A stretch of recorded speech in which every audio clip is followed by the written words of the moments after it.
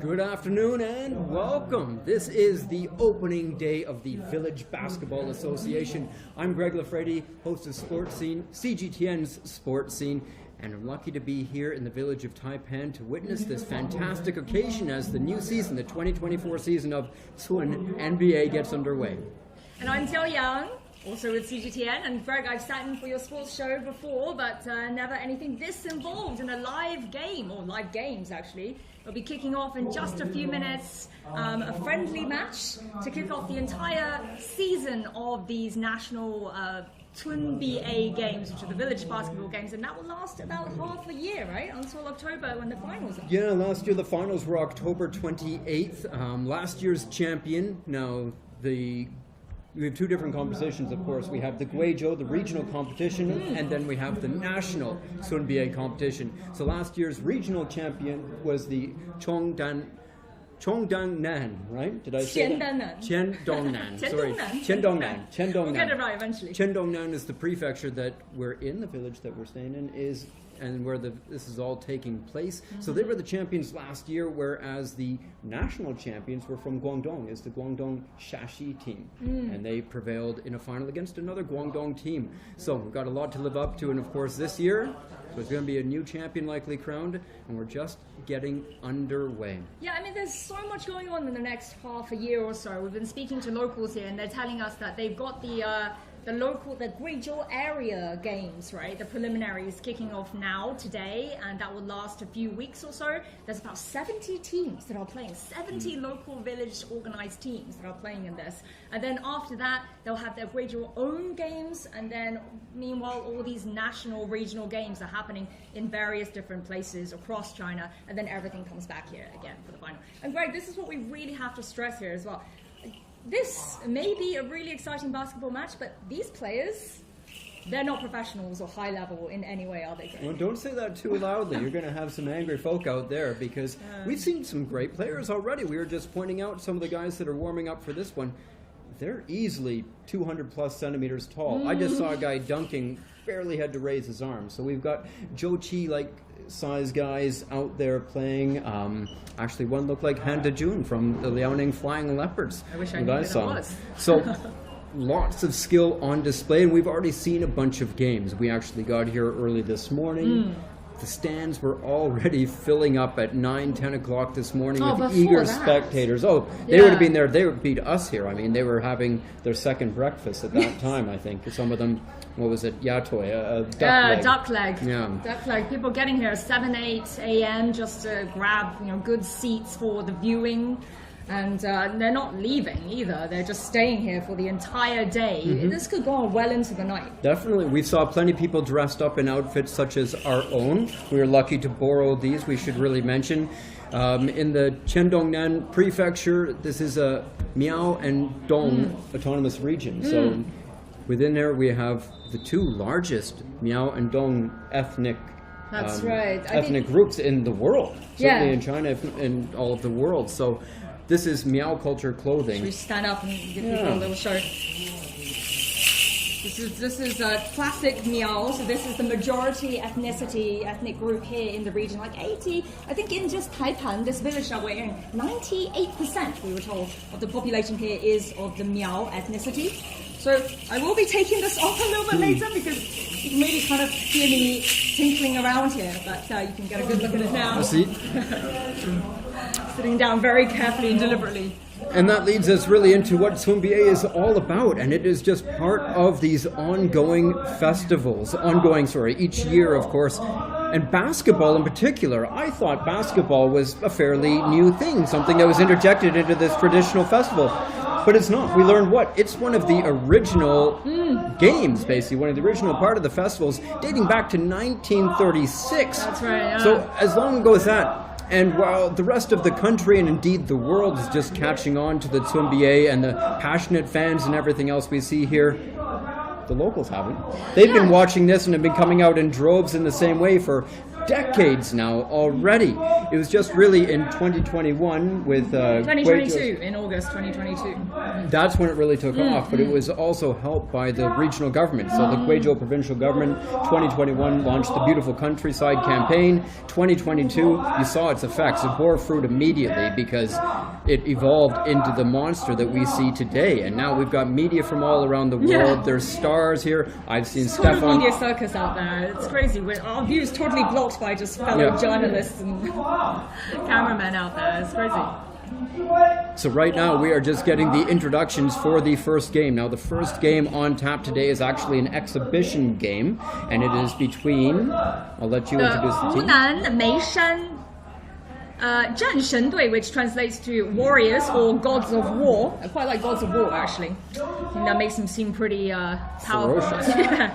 And then they're up against, so that's who we're seeing. Nope. Yeah, that's who we're seeing right now in the white, right? Coming in.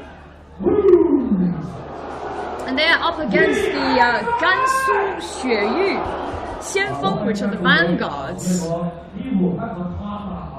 So we've got the warriors in white, the vanguards in blue. Yeah, the vanguards in blue. That's so right, the people Meishan. who are draping the scarves over, they're not playing, right? No, but this is obviously a little pre-game ceremony. They're exchanging gifts, goodwill, probably a cultural exchange between the two teams. The referees being introduced. They got a nice little pop from the crowd too. I'm putting my beautiful necklace down for now, so that it doesn't. So three officials for the game. The man striding into the middle will be the main referee. Oh, there we great! go. We saw that lady there earlier. She took a photo of you in your Miao ethnic. Ah, 从 she 中午 likes 12 the 点 cut of my 就 jib. 基本上 Yes, 已经是坐满 absolutely. 了， See, look at this gentleman striding 就 onto the 是 court. 希望在 That 现 guy 场 would 看到 not 一 be 场 out 场 of 精彩的 place 比赛 in the。当然，我知道 CBA. 很多 He's 人 huge. 是 What 冲着 number 晚 is 上 So 的 this 交 is- 响音乐会 13 was 以 that? 及明星球队来的。这个明星球队 Biggest man on the court. That man is definitely 200 centimeters plus. That's about 6'6", 6'7" for our American-oriented viewers. But then looking at all these player profiles here, and there are some 2 meter tall guys there, but the Yeah. majority of them seem to be 168, 170, 168. That's how tall I am. That's me. So right, and I noticed the one coming up to about his chest. So good luck rebounding against him. So this is the tip-off, start of every game. Typically get your two biggest men. The referee is going to toss the ball in the air. They're vying for it, and and the Gansu 雪域 have it. whoa, a quick start. The vanguards with a quick deuce right off tip-off. Warriors bringing it up the court, setting it up. The point guard's going to try to establish a play as they set up outside the three-point line, and quick foul. So we've had our what are we first- looking at here? Is this like a pretty normal, standard kind of NBA sort of level court, or size-wise and setup? So they're following FIBA. That's the international format of the game. That means 10-minute quarters, and I believe the three-point line also the FIBA measurement. The NBA three-point line where he just shot from. First three of the game. Great shot. Wow. Oh, is that a tough foul. He might have drawn a charge, but I think that was an offensive foul. I mean, looking at these guys. Number they 23 seem is to be wearing wearing- Jordan's number. 37-year-old Yeah. Liu Chou-Feng just drew that. Really varied in age. I mean, the youngest is 20? The oldest we're looking at is 51 for the Hunan, for the Meishan gods of war there.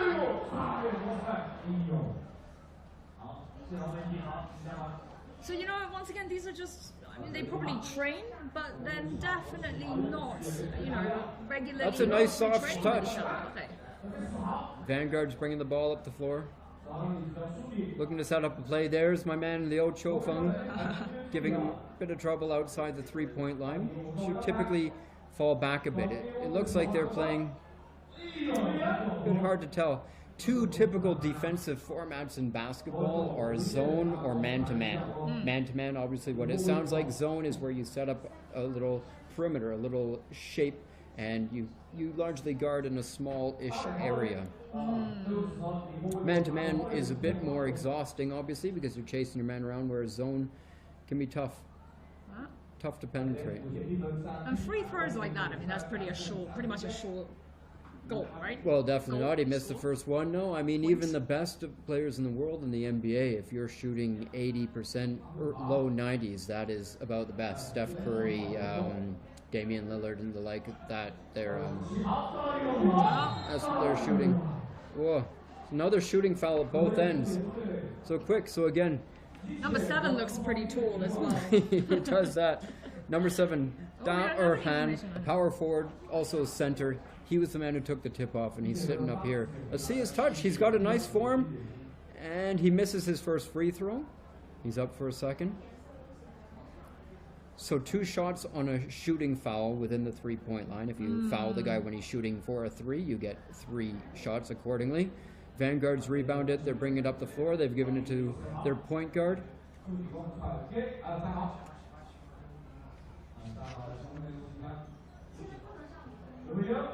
Oh, is that going to be another? Whoa! Steal. Fast break. Liu Chifeng setting up for a 3. It's back out. Some of these. Oh, another steal. The Warriors with a second chance. Vanguard's finally rebounded. They're taking it up the court now. Oh, good attempt. Bit hard off the glass. Warriors rebounded. Another fast break at the other end, and they get it to stick. A quick layup. Nice move. Some good hands. Basketball is a pretty fast scoring Well, game, it depends. right? This is another tactic. A smaller team might choose to attack really quickly, whereas a bigger team might take their time and set up more, use your height advantage in the post like that. So there was the big man on the Vanguards just using his body well. Nice basket inside the paint. Whereas the Warriors seem a bit more shooting oriented. There's a nice 3, a corner 3 from the Warriors.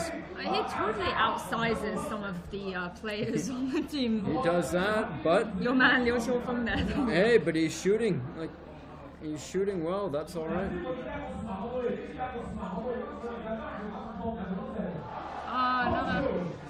Another 2 points. Yep, that is a nice rebound and a putback for the Vanguards. The Warriors bring it up. It looks like they're slowing it down, setting something up here. Let's see if they try and shoot from outside again, and it is. Number 23. That's your man, that's your man. He is. He's impressed. It's the only name that we've remembered so far. And he's closest to my age. The Vanguard's That's taking it back on a fast break. Oh, a good pass inside, but he bobbled it. They're still hanging on to it. Vanguard's still in possession. They're waiting for the rest of their players to come in. So we're about halfway through the first quarter, and I must say I see some tired legs already. So, you know, pacing yourself is also important. So that's a tactic if you weaponize cardio, as they say often in the fighting game. But the Meishan Warriors look a bit smaller, but they may push the pace, try and run So the trying to- Vanguards into the ground, make them tired. Exactly. Tire them out. Yeah. So that they can't come back in the later quarters. Is that sort of the idea? Warriors with a quick shot. Nicely done. Warriors are looking pretty good. That was number 7. But just look at the turnout here, though. I mean, these stands are completely packed and then some, right? Even the It is. stairs are completely full.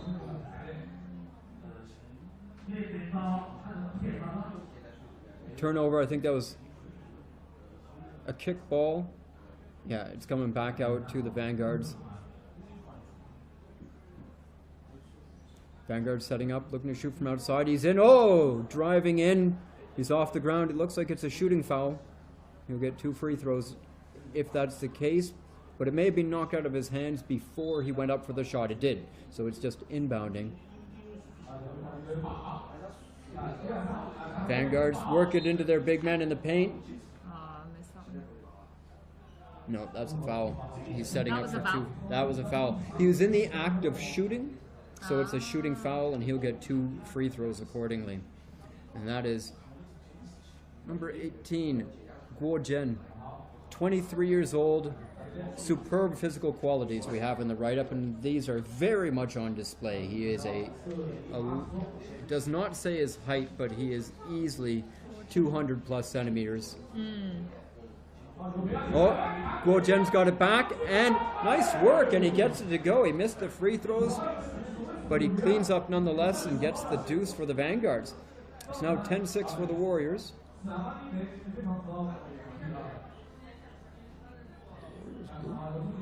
Warriors are white.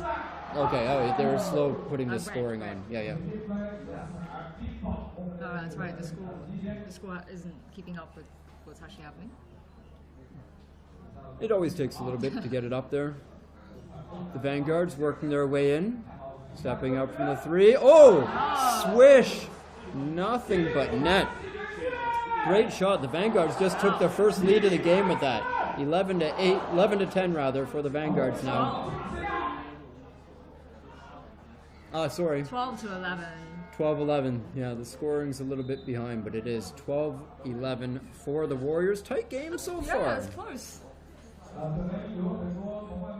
I mean, the Vanguards have traveled a long way to get here. We're in southwest China. They've traveled all the way from Guizhou, which is in northwest China. That's right. The opposite side of the country. And of course, we've got fans. We talk about, of course, local fans, but for many of these folks, I mean, just to get to Taipan Village where we are requires a bit of a journey. We took, taxi to the airport in Beijing, flew to Guiyang, taxi to the train station, half-hour train to Kaili, another taxi, 45-minute taxi ride out to this mountainous village in Taipan where we are now.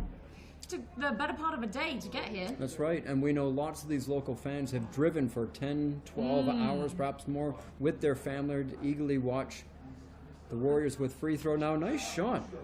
Again.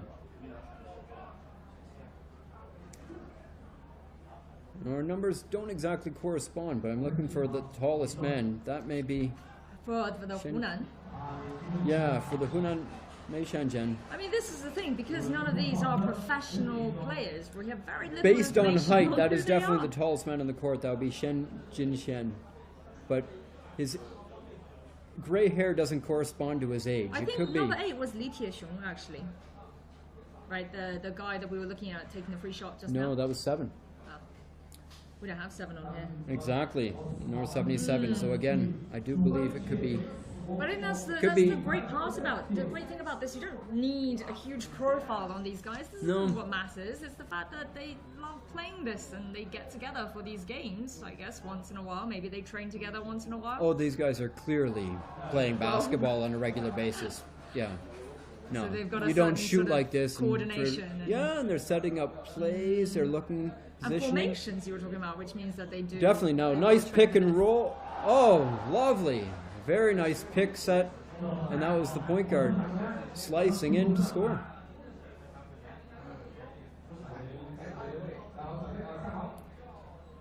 Vanguards We don't looking really, to set up. we don't have a clock on this either. Oh, Oh, what's happening whoa. there? Well, he got the first rebound, an offensive rebound, but then the defense swarmed him. That was our boy Guo Jian. So who's going to take the? It just got knocked out, Oh, so okay. it wasn't a foul or anything. Ball just went out of bounds there. Vanguards with another chance. Oh! Pretty desperate attempt there. End of the first quarter. It is the Hunan Meishan Warriors 16, the Gansu Xueyu Vanguards 15. That's really close. So we are 10 minutes into the opening game of the 2024 Tumbier season. And it's been great. Yeah, Not absolutely. bad. It's just. I'm the going to vibe use is this moment to take off my ethnic garb because it's getting warm in here. nice. I'm keeping mine on. I quite like the sound effects from time to time, you know. So we have got so much going on today. I mean, we have 4 games today. We have one official game, which is, with the Guizhou area preliminary Group A game. So it's, as you can see here, Sishui, Shanghui, and also Qiandongnan, one of the prefecture's local teams here. And then the other 3, including the one that we're watching now, are all basically friendlies, right? What did you call them? Exhibition Yeah, games. now that's a North American. Given your British background, I'll What should we call apologize. them? So you can call it a match and a friendly, but those are really football terms for I know, myself. when I Or say match, I soccer, feel if like I'm it's going to wrong. talk American here. Well, typically soccer, no, I we'd don't say know, game watch and it, but exhibition. football, Game and football. exhibition for basketball, please. Exhibition just for any game, or is that a particular game that we're talking Well, about? like you said, a friendly? non-competitive one. So I see. very much what this is. This is, I mean, you wouldn't know it from the amount of effort and passion these guys are clearly displaying, but you don't get an opportunity to play in front of a packed house like this too often. I want to estimate, I mean, numbers last year, an article I read from, oh, great shot, estimate 20,000 fans on opening day for this, and it may be that number now. The Warriors, with a quick three-pointer, they just took a nice lead, so it's 19-15 for the Warriors. Vanguard's looking to come back here. That was a quick break. It's just between, yes, so you have a longer break at halftime, but between first and second quarter, third and fourth, it's a short break like that. Keep these guys going. Yeah, I mean, we're seeing the stadium packed here, but not to forget that there's so many people outside as well. I mean, lots of people milling around as well. It's basically first come, first served. That's it, and outside of the stadium are stalls, hotels, all sorts of things set up to accommodate people. Beautiful fast break. The Vanguard's offensive rebound, they got it back, and that looks like a foul by the Warriors, so the Vanguards are going to get the ball back and have another chance. Yeah, it's a push, not a shooting foul, so the Vanguards will get to inbound the ball and have another chance. 4-point deficit right now. They send it back up top. Good passing. Nice spin.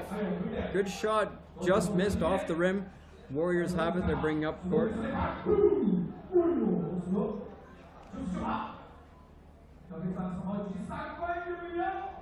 Oh. Guizhou. If it's not, I apologize. I don't want to have been that large angry at me, 18, but right? Yeah, but they're centered. Yeah, the Vanguard center. Good rebounder. Oh, that is a long attempt. That might have been an alley-oop. That might have been a pass inside, and it came up short. Number 8 on the Vanguards has an excellent shot. Great form, really quick release. That is, I want to say, Steph Curry-like response. A lot of enthusiasm there. Warriors setting up. Moving it inside. That's the announcer working up the atmosphere here. Oh, another big shot. Oh, Not that bad. Yeah, early stages we saw a lot more outside shooting. Now both teams seem to be working it more inside the paint. The orange area inside, right, is the key, or the paint it's called.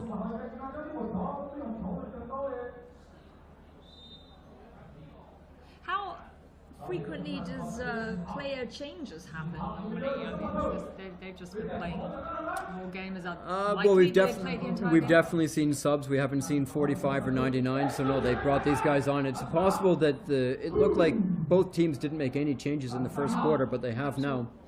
They did? You'll have a starting lineup, a starting 5, and maybe 1 or 2 guys that play a fair bit of the others, typically, and then some other role players who might come in for some special situations if you need more defense or perhaps more offense, more outside shooting. Right. But you'll typically have 5 guys that play the majority of the game, 2 or 3 more that play as many as, 15, possibly even 20 minutes, and then again some lower number guys. It's hard to say for this though, because fitness is always an aspect, so I'm not sure what tactics the coaches may be going for, but you may be opting for fresh legs.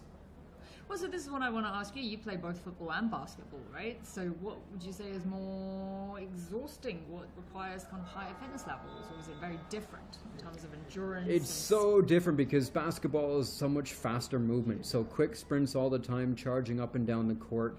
Whereas football, you could be running almost continuously for 90 minutes, but there's a lot more time when you're away from the play, right? A football pitch is so much bigger, so you have more opportunities to rest depending on your position. But a midfielder in a football game is covering far more ground than any basketball player will. And football games are simply longer. But basketball involves such different skills. There's more body contact. There's, again, different kind of movements. Warriors setting up for a big 3, wide open 3, just misses off the rim. The Vanguards rebound it. They've got a fast break and open layup. Oh, a dunk! We've seen our first dunk. Wow. It's got the crowd going pretty That wild. was, everybody loves a slam. I wouldn't call that a slam. It was definitely more of a flush, but it was a dunk nonetheless. Vanguard's Might another happen chance for again. number 10. Oh, but did he draw the foul? Good effort to keep the ball through two defenders, split the D, and it looks like he got. Yeah, I I think want to call he's that a drawing it. layup, is that right? He was going for a layup, but it wasn't even close. But most important is he was just trying to draw the foul. He wasn't Right. going to make it, so he was trying to start his shooting motion so that he would get 2 free throws. I'm not sure if he did get it. He didn't really get off the ground. He was just in the motion to it. Was that the second quarter? We don't have a time stamp on our view, so we can't actually see. They're cheering for Guizhou there. No, I think it's just a timeout. It is just a timeout. Okay. And now the Hunan team is getting their cheer. Speaking of cheering, we must point out that in the crowd are some professional cheerleaders. We met a group of these ladies this morning who came equipped with their own, basically pots and pans. Yeah. I mean, the simple metal basin that they were, when we first met them, they were banging with wooden sticks. A half hour into the first game or two, and they had beaten these things out of all recognition. Later, some Basically enterprising flat. fellow came along with a spoon, so now they had the metal spoons on the bowls, and when we saw them just like a little while ago, not just a spoon, but like exactly. a big metal So ladle. those things were destroyed, and that was hours before this first game had even begun. And they say that they come here every year. They're here That's right. only cheerleading for The everybody Vanguards here. have just tied it up. Sorry to interrupt you, but yeah, every year they're here, and they gotta like what they see so far because it's a close game, 20-all. Warriors in possession. You might even be able to catch them actually when the camera turns on. Oh, a little bit of a freezing image there, so I didn't really see what happened. Yeah, for those watching, you can't tell, but we are actually. Oh, Vanguard with a chance. And it drops. Due to our position in the stands here, or we're sort of the media area, we are actually back from the court, so we are watching a video feed on a screen. And we're getting some interruptions right now, making it a little bit difficult to call the live action. Kind of missing on a lot of the point scoring there. Warriors big man right now has 2 free throws. He misses the first one. He's got another chance. Right now it's the Warriors 23, Vanguard's 20. Here's a chance to go up by a single point. The Warriors big man is the one that we don't have. Well, I want to say, based on his gray hair and his craggy features, he's Maybe perhaps he's- 39-year-old. No, he's not that guy. 40-year-old Ji Le. 40-year-old Ji Le is Might be, might be. 203 Yeah, he does look centimeters tall. tall, 100 kilograms. I think likely him. On the Warriors, there are 2 players listed at 203 centimeters. Yeah. Wow, a big block. That looked like a big block from Ji Le. My fellow 40-year-old. Yeah. A lot of applause. Actually, I think that sounded like the little metal basins. That did. Right? I was going to say applause, but They had a lot more ring to them earlier in the day before they were beaten flat. Vanguards with the chance here. They're driving in. So far, I would say the Warriors, they've had the lead all but once when the Vanguards managed to tie it up, but the Warriors have consistently managed to stay a few points ahead of the Vanguards. So the Warriors are very much innocent. They've got control right now.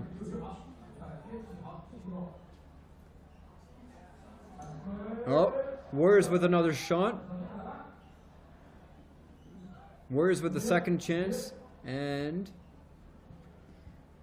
we're not sure if that drop is a foul. I'm not keeping track of the time. I don't know about you, but I think what would we almost into finishing with the second quarter, the first half, right? That's right. Yeah, we're coming up to the end of the second half of the first half exactly. And again, Warriors are up by 6 points. Vanguards have an opportunity to try and close that gap a bit before the halftime whistle. A good shot from outside from number 23, Michael Jordan. Sorry, not Jordan. Michael Jordan. We're going to see a lot of number 23s out there, probably a bunch of 24s. Noor Fateh. in Noor respect Fateh. to- That's number 23 there. Ah, Noor Fateh. Let me find some information on him, if we can. He is With the former Xinjiang Changji University, oh, he was actually the team captain with his former Xinjiang basketball team, the shooting Warriors guard. with a couple free throws. Made the first one. So Warriors stepping up. Here's a chance to extend their lead to 8 points, and he makes it. 2 free throws. Nice shooting. It is now 28-24 the Warriors. So the Warriors really pulling away with this at halftime. 8-point lead is pretty substantial. And do you reckon that, with this sort of rhythm, if they can keep this pace going, looking at like a final score of what, like 60 maybe? Yeah, from 60 some of the games we points? saw earlier, exactly. A 60-point score would be pretty solid. I mean, CBA games, for comparison, you do have, that would be a low-scoring game, 60s, but there's definitely ones in the 70s and 80s, about 100-point thereabouts average. I do remember, I went to my one and only basketball game, right? It was in the US, and we were in LA, so of course we had to see the Lakers go up against OKC. I think they were in the 90s for that game. That's fairly low for the NBA, It is? especially this year. They're averaging a bit more than that, but yeah, not out of place. It's not crazy. If a team's held below 90 points, that's noteworthy. But if you're scoring in the 90s, hundreds again, typical, that's fairly common. Okay, so this really is a Defense. fast-paced game. It is. I mean, these guys are pouring it on. They're going at it. They're shooting well. I mean, it's tough. It's tough to make baskets. They haven't had a lot of open looks, I would say. At lower levels like this, defense, shooting is really difficult, but you can manage a lot of good defense, which is just putting pressure on players. And what we've seen is quite a lot of really good defense from these players from both sides. There's the energy, right? Right, yeah. You can't imagine what playing in front of a stadium. I can't imagine. I've never played in front of a crowd this large. I've played in front of some big games, but nothing on this scale. It's the pride. This is an exhibition game, as we said. One team here from Guizhou, another from Hunan, so none of the locals. No. But they have so much on the line because the chance to play in front of this many people is rare. And have an injury. my man Liu Choufeng has gone down. It looks like perhaps a twisted ankle. They're unlacing his shoe to see what's going on. Oh no. A common injury. Often in basketball, what happens, you're jumping all the time, so too often a player will come down on another Sprain. player's foot, causing a twisted ankle. So it may very well have happened in that play. May well take him out of the game for now, huh? Yeah, it's looking fairly serious. He's being helped up and limping off the he's court, so I hobbling- don't think hobbling he's off. able to return. Oh, So he'll man. probably get substituted. Oh, Oh, he's getting carried off the court now. Oh gosh. so getting some help off the court. Yeah, big cheers for him. Good. Oh, I like Lot that. of What help. that lady is wearing. That's a typical ethnic Miao. Oh, we'll have to get you outfit one. there. Yeah.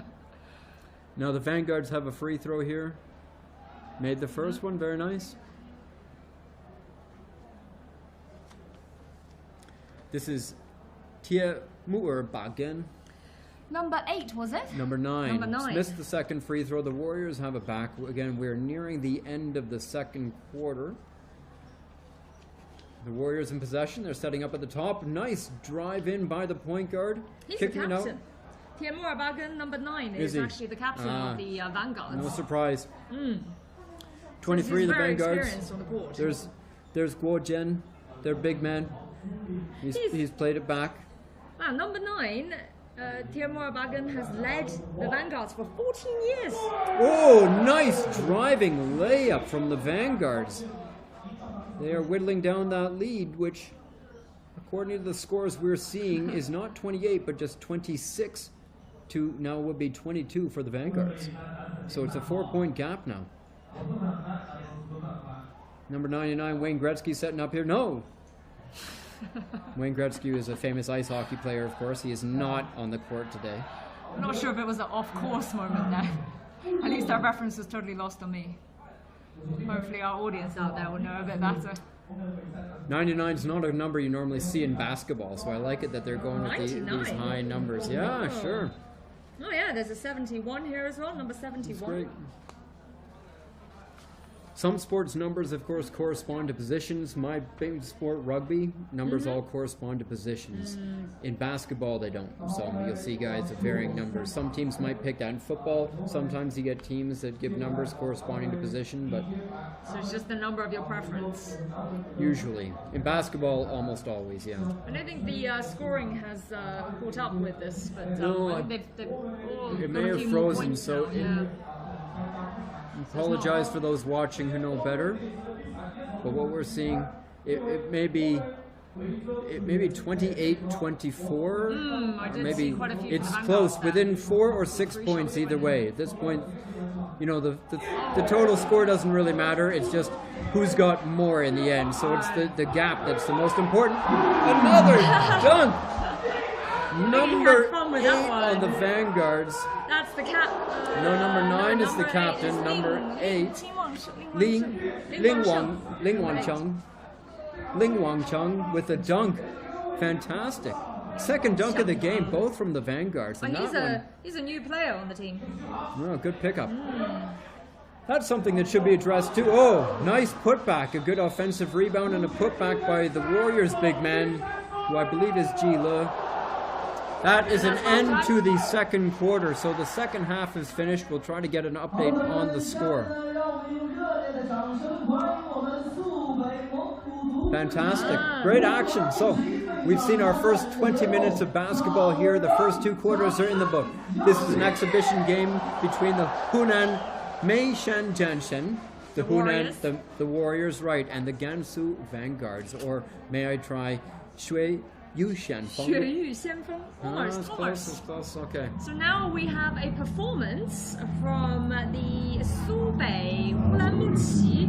So the art troupe is called the Cavalry on the Grasslands, and they're from the Subei region, which is an ethnic Mongol region in Gansu. So that's not where only the is the Vanguards team come from. travel, About the Chinese basketball league, Trim BA, is that giving people the opportunity to play the sport that they love in the villages, I think it's amazing. I think that people getting the chance to do what they love and it being showcased for the whole China and around the world to see is pretty unique. Because everybody gets the opportunity to share their passion, to share their love for the game of basketball. I love being one of the people that support this as a street ball basketball player growing up. To see people playing basketball outside the way that they're playing and competing, I think is very, very great. And it's a beautiful thing to see. Hi, I'm Tony Parker. Watch Soon BA's China's Beautiful Village Basketball League, only on CMG. At Sun BA, you can see the most authentic basketball games brought by the best basketball talents from the rural area. And enjoy the scenic charm of China's most beautiful villages.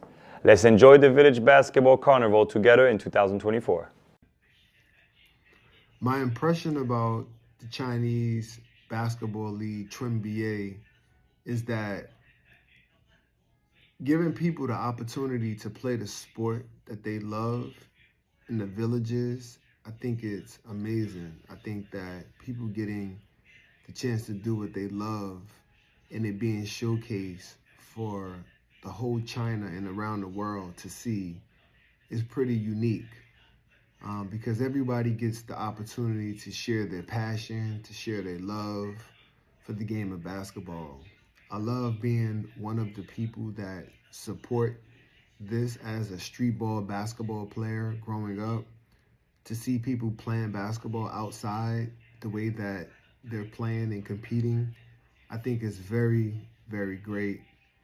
And it's a beautiful thing to see. Hi, I'm Tony Parker. Watch Soon BA's China's Beautiful Village Basketball League, only on CMG. At Sun BA, you can see the most authentic basketball games brought by the best basketball talents from the rural area. And enjoy the scenic charm of China's most beautiful villages. Let's enjoy the Village Basketball Carnival together in 2024. My impression about the Chinese basketball league, Trim BA, is that giving people the opportunity to play the sport that they love in the villages, I think it's amazing. I think that people getting the chance to do what they love and it being showcased for the whole China and around the world to see is pretty unique. Because everybody gets the opportunity to share their passion, to share their love for the game of basketball. I love being one of the people that support this as a street ball basketball player growing up. To see people playing basketball outside the way that they're playing and competing, I think is very, very great. And it's a beautiful thing to see. Hi, I'm Tony Parker. Watch Soon BA's China's Beautiful Village Basketball League, only on CMG. At Sun BA, you can see the most authentic basketball games brought by the best basketball talents from the rural area. And enjoy the scenic charm of China's most beautiful villages. Let's enjoy the Village Basketball Carnival together in 2024. My impression about the Chinese Basketball League, BA, is that giving people the opportunity to play the sport that they love in the villages, I think it's amazing. I think that people getting the chance to do what they love and it being showcased for the whole China and around the world to see is pretty unique. Because everybody gets the opportunity to share their passion, to share their love for the game of basketball. I love being one of the people that support this as a street ball basketball player growing up. To see people playing basketball outside the way that they're playing and competing, I think is very, very great. And it's a beautiful thing to see. Hi, I'm Tony Parker. Watch Soon BA's China's Beautiful Village Basketball League, only on CMG. At Sun BA, you can see the most authentic basketball games brought by the best basketball talents from the rural area. And enjoy the scenic charm of China's most beautiful villages. Let's enjoy the Village Basketball Carnival together in 2024. My impression about the Chinese Basketball League, BA, is that giving people the opportunity to play the sport that they love in the villages, I think it's amazing. I think that people getting the chance to do what they love and it being showcased for the whole China and around the world to see is pretty unique. Because everybody gets the opportunity to share their passion, to share their love for the game of basketball. The Guizhou Vanguards, the Hunan Warriors are up. We must admit, we are a little behind on the scoring, as are you. Our live feed has ended for the moment, so we're still in the halftime show. We're seeing 26-20, right? That's right. And the halftime show, we've just seen some dances from a Guizhou dance troupe, right? Yeah, from Guizhou, an art troupe. So some fantastic dancing there, Mongolian-style dancing. You know, if you are just joining in, we are broadcasting this, what's called the Village Basketball, right? Cun BA. Yes. In Cun in Chinese, and this is just a play of the NBA, the CBA, this acronym here. And it is just a locally grassroots organized basketball tournament that, you know, originated from decades ago. Well, 1936. It's one of the original it's one of the original games. Basically, there's all sorts of other different competitions, but it's one of the original competitions, part of this festival dating back to 1936. So basketball has been on the cards for a long time. I think football is a more recent injection. The Village Super League, the football one, just got going last week. That also drew thousands of fans. In imitation of this. Well, this has just been such a hit across China. Thousands of fans. I mean, that's what's made this really special, of course, because, I mean, there's people all over China playing basketball at similar level in basically local competitive leagues from city to city or within your own city. But they don't have 20,000 fans coming out to watch, and that's what really makes this special. It's the passion, the enthusiasm of these thousands of fans, some of whom have traveled pretty long distances to come out and watch this. I mean, it is a sensation that's captured the attention of the country and the entire world. But I think what is even more impressive is that these 20-something thousand fans are coming here not to watch some famous, professional level basketball players.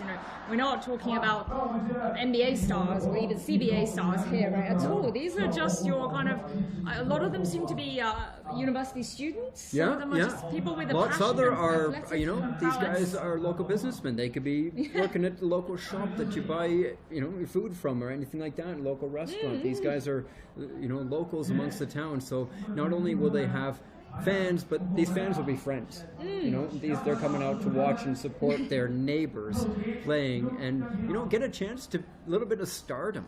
Everybody loves that. Exactly. So, I thought it was interesting just looking at what little information we have on the players here, because of course they're not famous, right? They're not professional athletes. We don't have a whole lot on them, and it's such a big range in age. I mean, for just the Hunan Meishan Warriors who are out there, the ones in white, ranging from 20 years old to 40. 51. No, 51. 51. Yeah.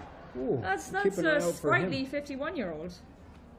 Right? I mean, what's the average age in the NBA and the CBA? Well, in the CBA, you get up to, there are some guys who play as long as 40, basically. 36 is sort of 35, 36 is usual retirement age for basketball players.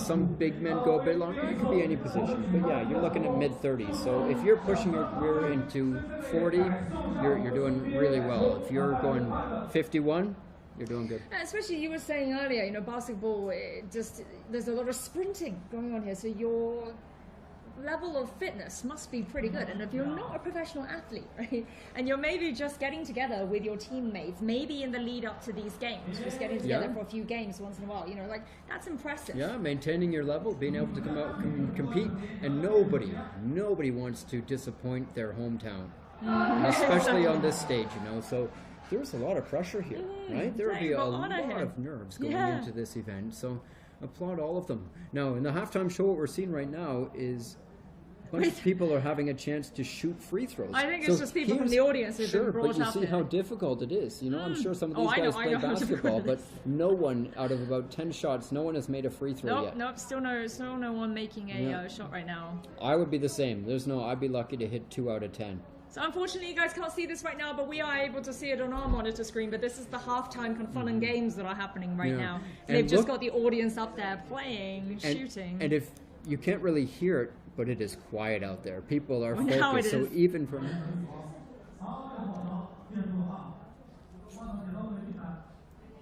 well, we're about to actually speak to our sports team at home in a minute. That's right. Right. So. No, they're still shooting. I don't think one free throw made. And the crowd seems to have dispersed, and you don't see a lot of other people stepping up to do it. I think they saw their fellows coming up short, and they don't want to try the same thing. So great. You could get some baskets in. Oh, I would struggle. I would have a hard time. So just in a few minutes, we're going to be talking to our studio back in Beijing, and you'll continue to get our feed from here. It'll be exciting.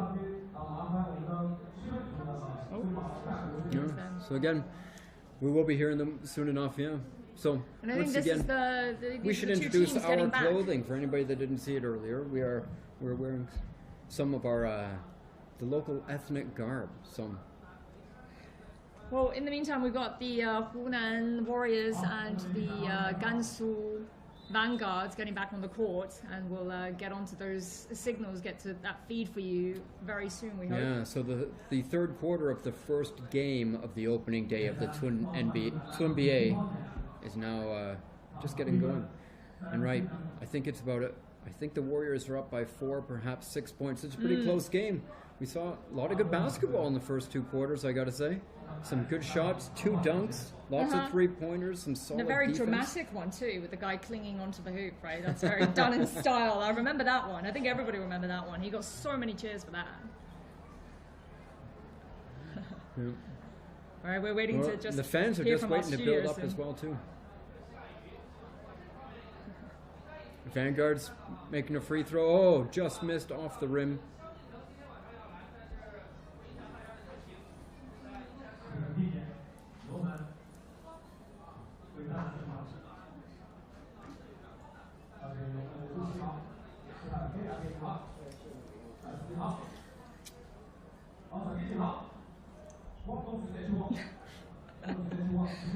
professional.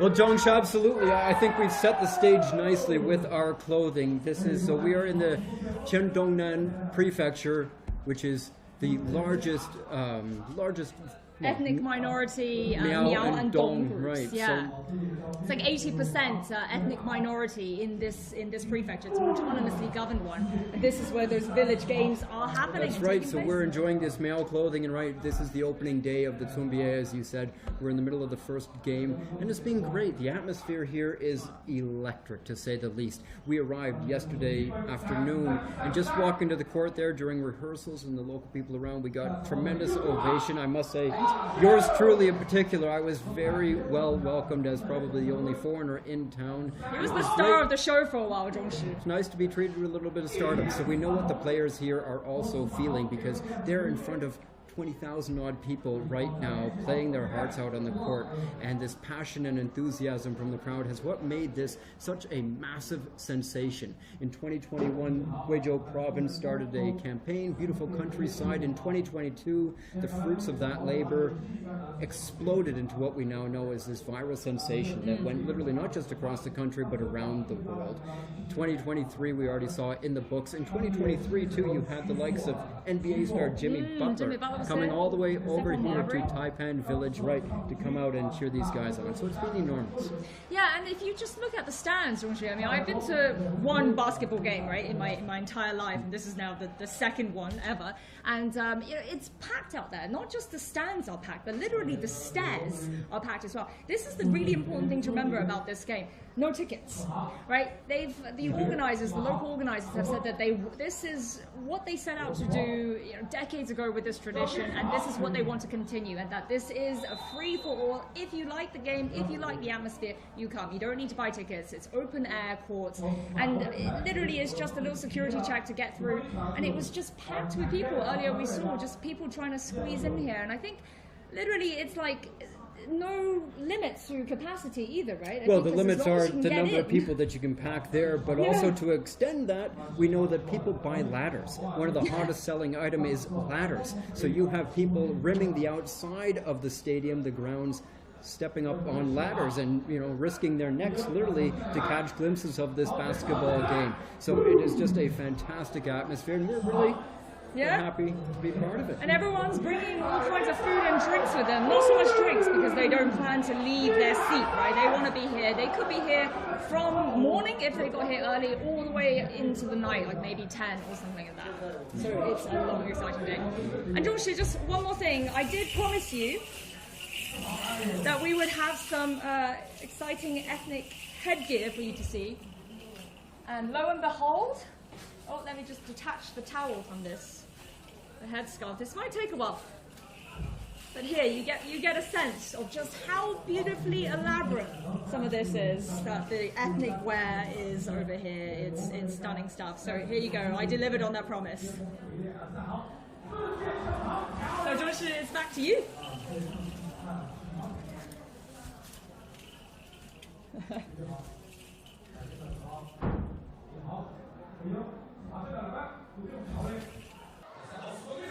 又是一个快攻，23号又。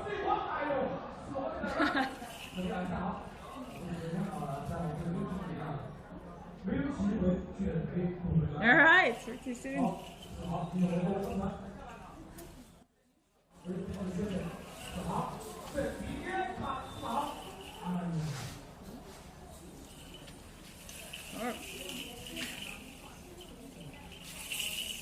All right, let me just put my very loud... That towel is obviously very much supposed to be part of that. That's to protect your head and to help wrap it up and to keep it thicker so it holds on. Exactly, this is the whole idea, because this is the Miao ethnic minority group, right? They are known for their very, very elaborate silver ornaments for the hair and stuff. We're back to the game now. We've got an update on the scoring. We're all back online. You're watching the same thing. We are fantastic. It is 36-35 for the Warriors. It is tight. We're about midway through the third quarter of this opening game of the 2024 Zunbie. And that splashdown, with that, the Vanguard should be back in the lead. And I say back in, but I don't know if they've had the lead. They've tied it up at one point, but this may be... So it's 38 to 35. We're getting... Sorry, our scoring is a little bit slow. So, no, Warriors just made another basket, cleaned up a miss, and are back in. So it should be... I think the Warriors may be 3 points ahead. I think it may be 40 to 35. We'll see. But again, a tight game. That's what's most important, and you can see from the effort of all told, it is close. And it wasn't a very long half-time interval, was it? Maybe 15 that's minutes? fairly 10 minutes? standard. Time flies when you're having fun, right? So it's hard to tell. They're probably eager to get back on the court anyway. Ooh, fast break initiated by the Vanguards. They're looking to put it in. Good work inside. Oh no, good defense. Number 34 on the Warriors. Solid defense, keeping it out there. And it has gone out of bounds. I think that went off a Warriors player, so the blue Vanguards should have it back. I'm going to divest myself of this. I'm keeping mine on. It adds a good sound effect once in a while. So we're looking at the audience right now. Look at these people. They're not, I don't think they're even sitting. Are they sitting? There's a lot of people just standing as well. You see an umbrella out. It was looking a little bit overcast earlier in the day. There was rain predicted, and as we know from last year, there were rain for a couple of games. Oh, now, and didn't stop anyone. Exactly. That's what I was going to say. Normal basketball game is done. Not these villagers. These are hardened folk. Despite the belly on that gentleman, these are tough folk, and they just play right through the rain. The fans, too. The fans did not budge. Apparently, it splashed down rain a couple of times during, we got to say this season, this isn't just this one day or 2 days. This is not a short-term thing. This is just the start of the regular season, which basically extends for about 6 months. And you have the regional competition, the Guizhou provincial one, obviously, and then the national CGTN. And you'll have the finals for both in late October. So all kinds of weather.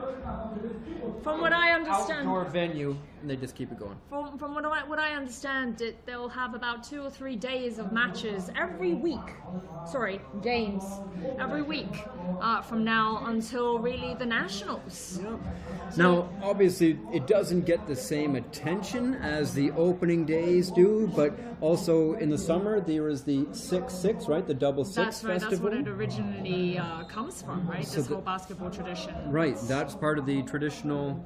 It's the Double Six Festival, which is a traditional Miao ethnic festival, and it falls. The Double Six means that it falls on the 6th day of the 6th lunar month, which is typically around July or August. Also a big shopping day, I believe. Is that one of the big shopping days in China? Every day is a big shopping day in China.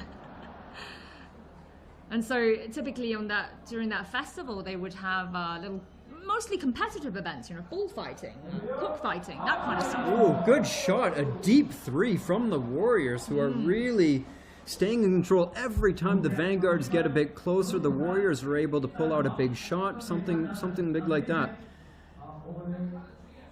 Yeah, and it was in June of last year that NBA star of the Miami Heat, Jimmy Butler, made an appearance. So, I mean, the CGTN has gone not just national, but global. It really is a global sensation. I mean, if he traveled how we traveled, there's another point. Nice. It's possible he had Vanguards some with quicker a quick means basket there.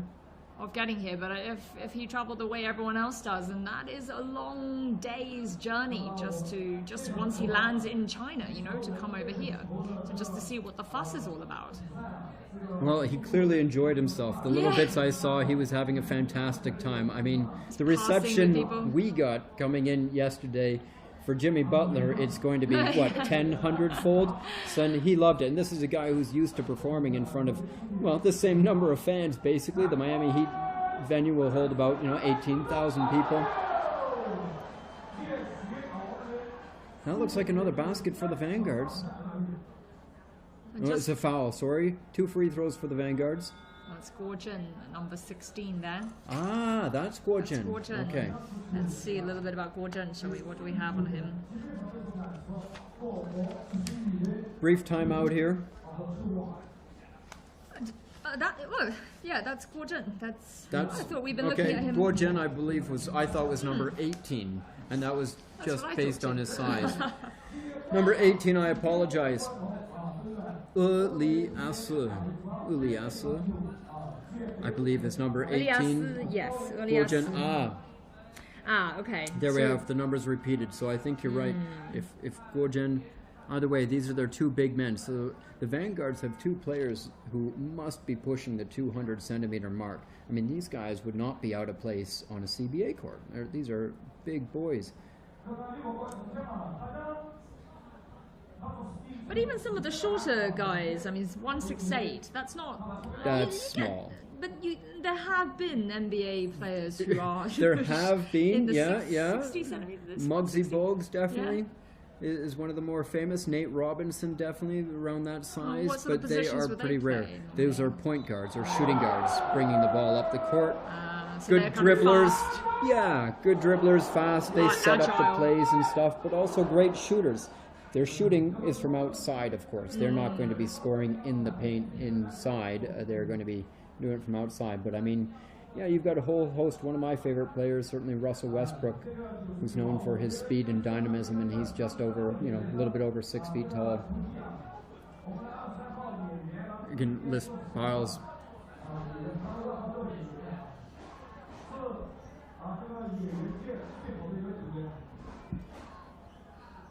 Vanguard's bringing it back up the court. They're working around the outside. They've really got to get something going here. The Vanguards have been sort of consistently 4-6 points behind. If our scoring's updated right now, it is a 5-point deficit. Oh, nice putback. Vanguard's working it in. A bit of a broken play, but they got it done on a lay-in. The Warriors, can they pad their lead a little bit more? Oh, nice shot. Very nice touch. On the move, a quick shot. Number one, Number one with the Vanguard or number one with Hunan? Ling Jiaguan. Ling Jiaguan, Jiaguan. 35-year-old he's listed at. Vanguards, we're seeing a lot of scoring now, end-to-end action. They're catching up a little bit, but they're still 3 points behind. Well, again, every time the Vanguards manage to put a little streak together, the Warriors have found a way to score and interrupt it. In basketball, it's often about flow. Teams will get going on runs, but right now it is end-to-end action. That was Ling Jiaguan with another pull-up jumper, pretty much from the same spot. Again, nice touch on that. And How do they look in terms of energy levels, do you think? Are you able Sprightly. to judge? Yeah? Sprightly. No, lots of spring in the step. Fine fettle, I would say, for most of these players. They're really looking great. I mean, look at that. So, I mean, amateur Quick, or not, quick break. they're still giving a Vanguard's very not good getting shot. back. Definitely. I think a lot of people watching out there will think that they could step up and play with some of these guys, but I would argue that it's a lot harder than you think. Oh, As we were saying before, Do these not think it's players are easy. definitely playing on a regular basis. They're training together. Some of them practicing their shots more than others. Yeah, but- Others working on just sort of, general physical fitness, I would assume. Could be through a variety of ways. Could be their occupation. but if you really look at, just the kind of cross-section of the different ages here and the variety of ages, what opportunity do they really have to train together that often? Maybe before this whole season kicks off, maybe they get to come together a bit. But normally, some 50-year-old dude, that guy might be a family man. He may have a lot on his plate already, and the 20-year-olds might be Sure, in so school. he may be able to get 1-2 days a week. I want to believe that they've got support not just of their neighbors, but also their families. If they're doing this, their families are probably behind them to go out and train. That's true. And I do hear that with the Double Six Festival that we were talking about, with this whole event now lasting the entire half year, from now until October, but the Double Six is what draws people back. So, as you know, in China, a lot of young people tend to leave more rural areas, and they would go to the big cities and look for employment there, often leaving behind, elderly parents or younger kids if they have any. And when it comes to the Double Six Festival, so that's in summer, no matter where they are, people come back. I mean, they may not be coming out to play, but they come back to support these games. Well, that's and happening. it's been That is such the an tradition. economic boom, of course, since 2022 when the Tsumbier really took off on a national scale. It's been money. I mean, thousands of people represent thousands of hungry mouths. Thousands of people who need to put their head down at night if they're not sleeping in their car or driving back that day. So it's brought in piles and piles of people. And I've read that a lot of the young kids, basically, that had moved to the bigger cities have now come back to seize this opportunity to set up shop for the Tsumbier. Because again, this goes for 6+ months. The football's just kicked off. The basketball's now underway. There are a bunch of other competitions throughout too, so there's a lot of opportunity for these gatherings. And then the national scale, right? They're not just getting Guizhou provincial money, they're getting it on national scale. We've already seen this dance troupe. Well, one team here from... what a fantastic moment here. There's a little show of sportsmanship. I'm not sure. A Vanguard's player jumped to stop it from going out of bounds, and he literally ended up in the arms of a Warriors player who held on to him. He didn't just drop him or back away. Oh, that's great. And a couple of grandmothers in the crowd enjoyed that, I think, as much as us. A huge age range there in the audience. We've seen some toddlers being carried there. And our driver last night was telling us that one year he was here in the morning. He saw some 80-year-old grannies sitting here. And then he came back again later in the afternoon. They were still sitting here. And then late at night, there they still were watching these games. Well, they are if they're Warriors fans, they're being repaid because the Warriors are really doing right now. 55-46 for the Warriors. Big block. Oh. Whoa, Vanguard's big man just shut down by his Warriors equivalent. Again, the Warriors have been in the lead for most of the game. Vanguards have threatened to sort of tie it up and come back, but the Warriors have really stayed in front of them. I think they definitely have a deeper squad. We've seen substitutions and stuff, and the Warriors level has not dipped that much, so they are staying ahead. 55-46 still. That is a foul. Should be a shooting foul, yes. 2 free throws to the Vanguards. Chance for them to tie it up a little bit.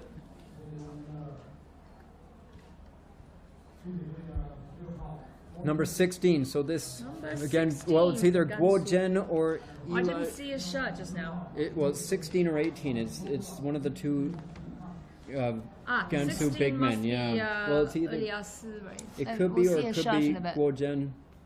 We have... Guozhen was not 18. We saw him earlier. Guozhen... Oh, no, wait. They're both These 18. are both... We're both I think lifted... they have the same number. No, they have different numbers. Our write-up, our notes have the same number. 16 is Guozhen. So 16 is Guozhen. I'm seeing it on his shirt. There. And 18 is Alias. So we weren't wrong about number 18 reading who he released the information that we gave on him. I think was correct. But both these guys are pretty. Guozhen is number 16. That is pretty fresh. 23. Number 18 has been pretty experienced at basketball. He was his team captain during his university college time. Yeah, so a lot of pedigree behind these players, And like you were saying before, these, again, folks at home always think it looks easier than it is, but these guys have played right at college level, else they've probably moved on from that and have their careers and families. But we're looking now, too, there are people literally up on the hillside, way back. Yeah. And not just 1 or 2 people, but that must have been 15, 20 on a hillside well back of the venue, but looking down into it. It's all free, so it's not to save money. It's because there's no space. The stadium, the seats are packed. Literally, everybody is shoulder to shoulder and then some. It's just a wonderful atmosphere. It's been, so well organized, and I haven't seen any problems, any issues yet. That tips in there. That was after the play, though, so it won't count. He's going to get a free throw. But the Vanguards with a free throw, a chance to cut the gap a little bit. They're still trailing by 10, 56-46 at this point. The Warriors still ahead. Fourth quarter, 7 minutes left. Missed the first free throw. He gets another one. Number 23. Guozhen looking for a little high five there. That's not Guozhen. That's not Guozhen. That's okay. That's Elias. That's our true number 18. My apologies. Guozhen is number 16. He made the second free throw. We have renumbered them. Warriors. Well, at this point too, the Warriors, now, right? they are, but there's a fair bit of time left. It's almost a 10-point difference, is that? Three almost got the bounce. A nice little tip, rebound, they're up for it. The Warriors did manage to rebound it, but it got taken away. Uliasu did get the rebound in the end. Vanguard's taking it in. Nice move! Lovely. So a point Almost a difference, Euro step there, and coming back for the steal. Number 10 on the... a point difference Number like that, is that 10 easy to with the kind of rebound. clinch back? Yeah, they could. In the time that's left, definitely. This game is not over. The Warriors cannot rest on their heels, and they certainly aren't. Dunk! Oh, That is the third dunk we've seen. Number 34, cherry picking, I would say. Not really getting back on defense, but he made the right call to sit down under the basket because he just put the Warriors up 58-49. Ooh. Foul. was the whistle blown? A foul going in, and I'm not sure if he's going to get shots or what the call was. They're leaving court right now. But actually, I mean, Greg, you keep saying that people think it's easier than it is, but I don't know if people do. I mean, I think that's the thing with basketball. It's such an accessible game, right? Like almost anyone can sort of get a ball and shoot some hoops, and it's very... Oh, three-pointer. It doesn't Very require good. too much space. You just need a hoop, and that's basically it. But so everybody has tried, but it is so hard to get it in. A nice mean- three from the Warriors, especially doing that 61-49 now. You're right, it's true. And it's one thing to just shoot, it's another thing to do it under pressure in a game. Because you've only got how many seconds to get that ball off your hand, and Often less. You don't want to be taking seconds. You better catch and shoot right away or make space yourself. 10-point difference still. So Vanguards do have time to catch up. Oh, well done. A nice little move. Pick set, just missed the shot. Vanguard's bringing it back up the court. We're going to go inside. Number 10 with another behind the back running jumper. He came up short that time, but he has been impressive. Well, it's getting a bit open now. You'll see Number 10. both teams are definitely slower to get back on defense. number 10 is a veteran. Suli Jiang. He's a veteran of the Vanguard here. Well, the Vanguard's still about 10 points behind. There's about 5 minutes left in the fourth quarter, the first game of this, the opening game of the 2024 Tunbia Village basketball season. The fans are out in droves. We're having a great time. Zhao Yang is still dressed up in her local Miao garb. I'm not taking this off anytime soon. It's great. Mine was hot. I was warm in that. We have very different perceptions of temperature. I was feeling cool, rather cool without it on, so this is actually keeping me nicely warm. And not to mention it's pretty. Warriors looking to set up now. Definitely, you can see the fatigue on both sides of the court. I mean, these guys, Yeah, it you was see a it now. frantic first couple of quarters because this is something that happens to everybody when the nerves, obviously, you're playing in front of so many people. You want to do your best right away, and you sort of, give it all early on, and it tends to have a bit of a crash, a lull later on because they aren't used to this level of excitement. These guys are playing regularly, but this is a whole different scene to be playing in front of thousands of your friends and family. And Especially since it's the opening exhibition game, Yeah. isn't it? I mean, they have so much kind of hanging on this, and this is what everyone came to see. well, I mean, some of the games we saw earlier in the that's day that were literally just, what was it? The organizers had just allowed, so rather than have an empty court, and I think this is a brilliant move by the organizers, they invited local teams to just come and play. So there were already fans out, and they weren't just sitting watching an empty court, they were watching other games. I was too, before we found out that, it wasn't even part of the schedule. This was just early games for everybody to enjoy. I think there was a team from Shanghai that we saw playing. I didn't see any teams from Beijing, though. So that's become a mark of honor, too. If you're a basketball player in China, to just say that you have come and played on the Tunbia court, to come and play here during this festival is a great thing. Yeah, definitely. I think it's a fantastic way of keeping the early birds occupied, right? So they're not just sitting here bored. Second free throw right now for the Warriors. It is an 8-point lead, 61-53 for the Warriors over the Vanguards with just a few minutes left in the fourth quarter. This is his third, so it was that was a three. He was fouled beyond the 3-point line, so 3 free throws. Oh, I missed all He three. missed all 3 of them. But again, the Warriors very much in control throughout this game. Number 10 has been really impressive on the Vanguards. Look at that. Those handles. Wow. Great dribbling. Made space for the shot. It just hit the rim. But he's excellent. Su Li. Su That is Li. Number 10, Su Li. You've got my vote, Su Li. Really good. And we've seen excellent displays of skill on both sides. Su Li. He's got 2 free throws right now. Oh, and it falls for him. You got to be good to be lucky.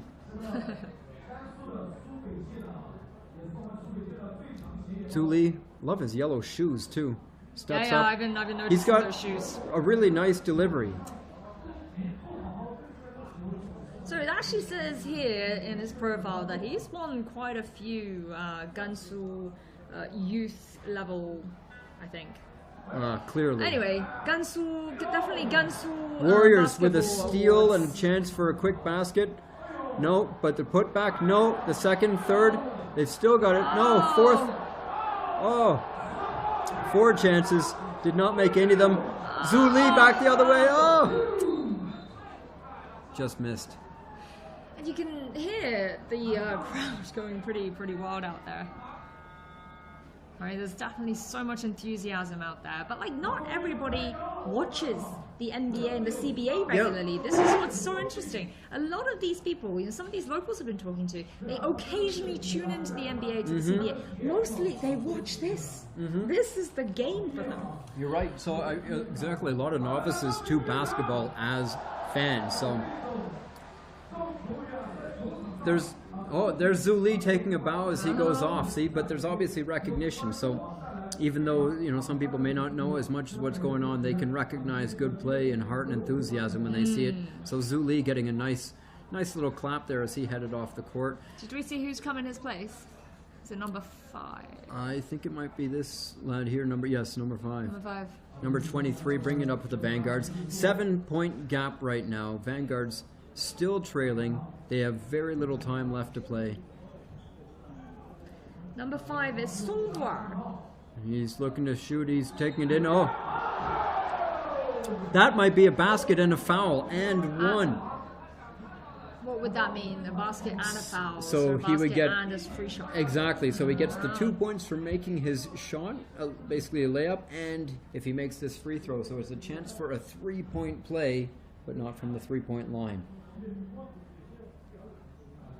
He can. Oh, he just missed the free throw. Warriors rebound it. They're under pressure in the backcourt. Warriors bringing the ball up. They're narrowing on the point difference now. Yeah, About 5 points exactly. It's not over. Warriors know they need another big score here. Ooh, a hastily taken shot and they miss it. Vanguard's rebound. They bring it down the court. Warriors, good. I was about to say slow to get back on defense, but that was excellent effort from number 21 of the Warriors, who got back and forced a turnover. Then the Warriors player was fouled, so it's going back here, and it will be... Number 21 there is 190 centimeters. Pretty tall. 25-year-old Hu Junkang. Big play by him to get back on defense. So, free shot for our number 7. Lee.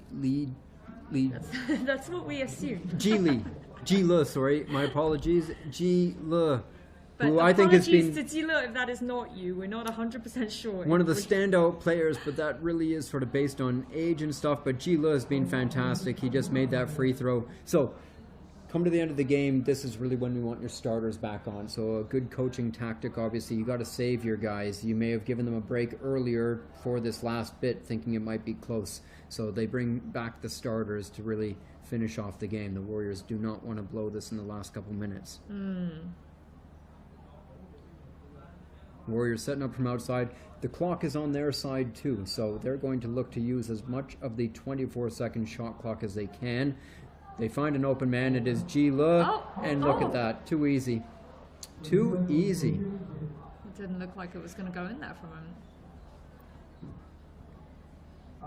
Sorry, I'm reluctant to ask, but are we in the third or fourth quarter now? I wasn't keeping track. Probably, judging by the time, the third quarter still?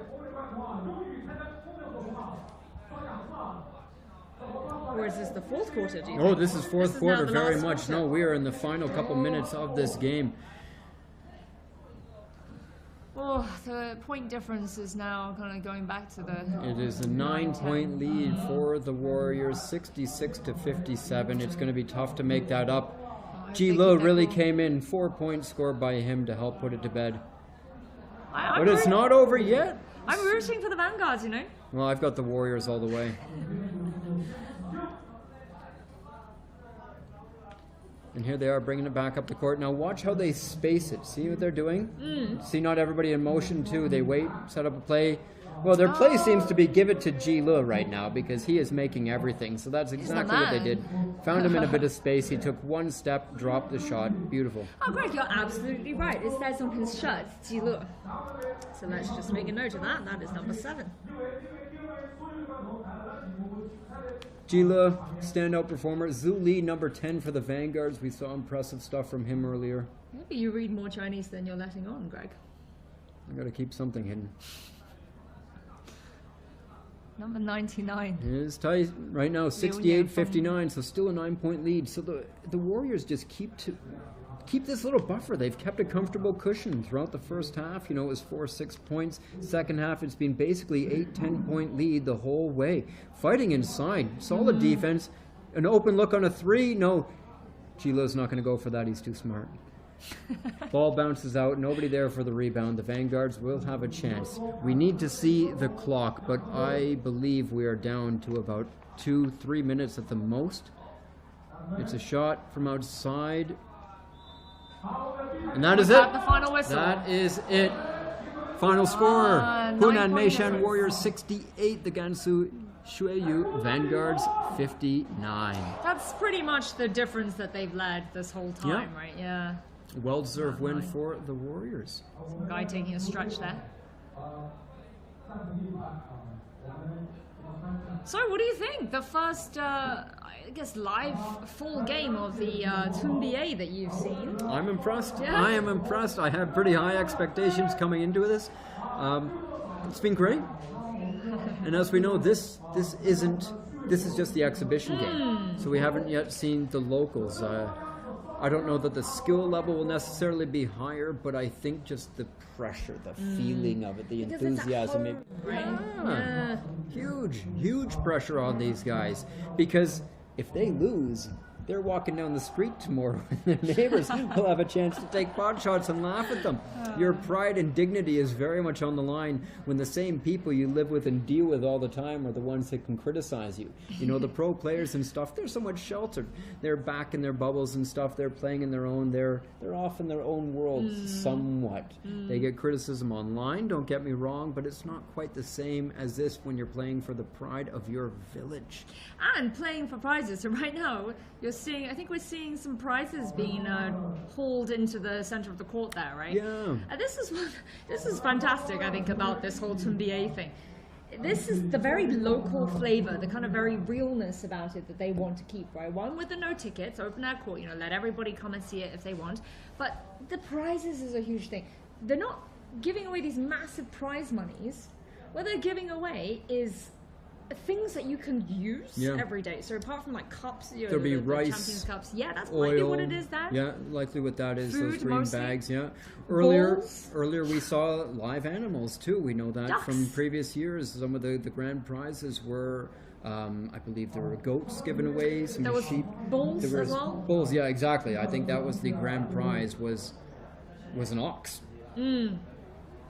And definitely lots of ducks we saw in the court earlier. I think those ducks were probably being given away to any of the audience who was able to, the spectators who were able to get a basket in, maybe. You should have gone.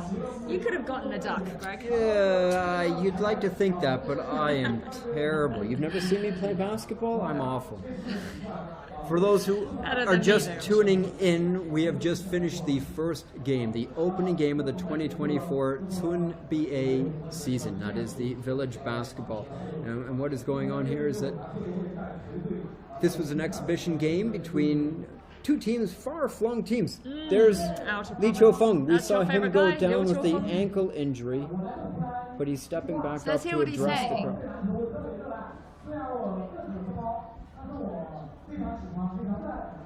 He's saying how much passion he has for basketball.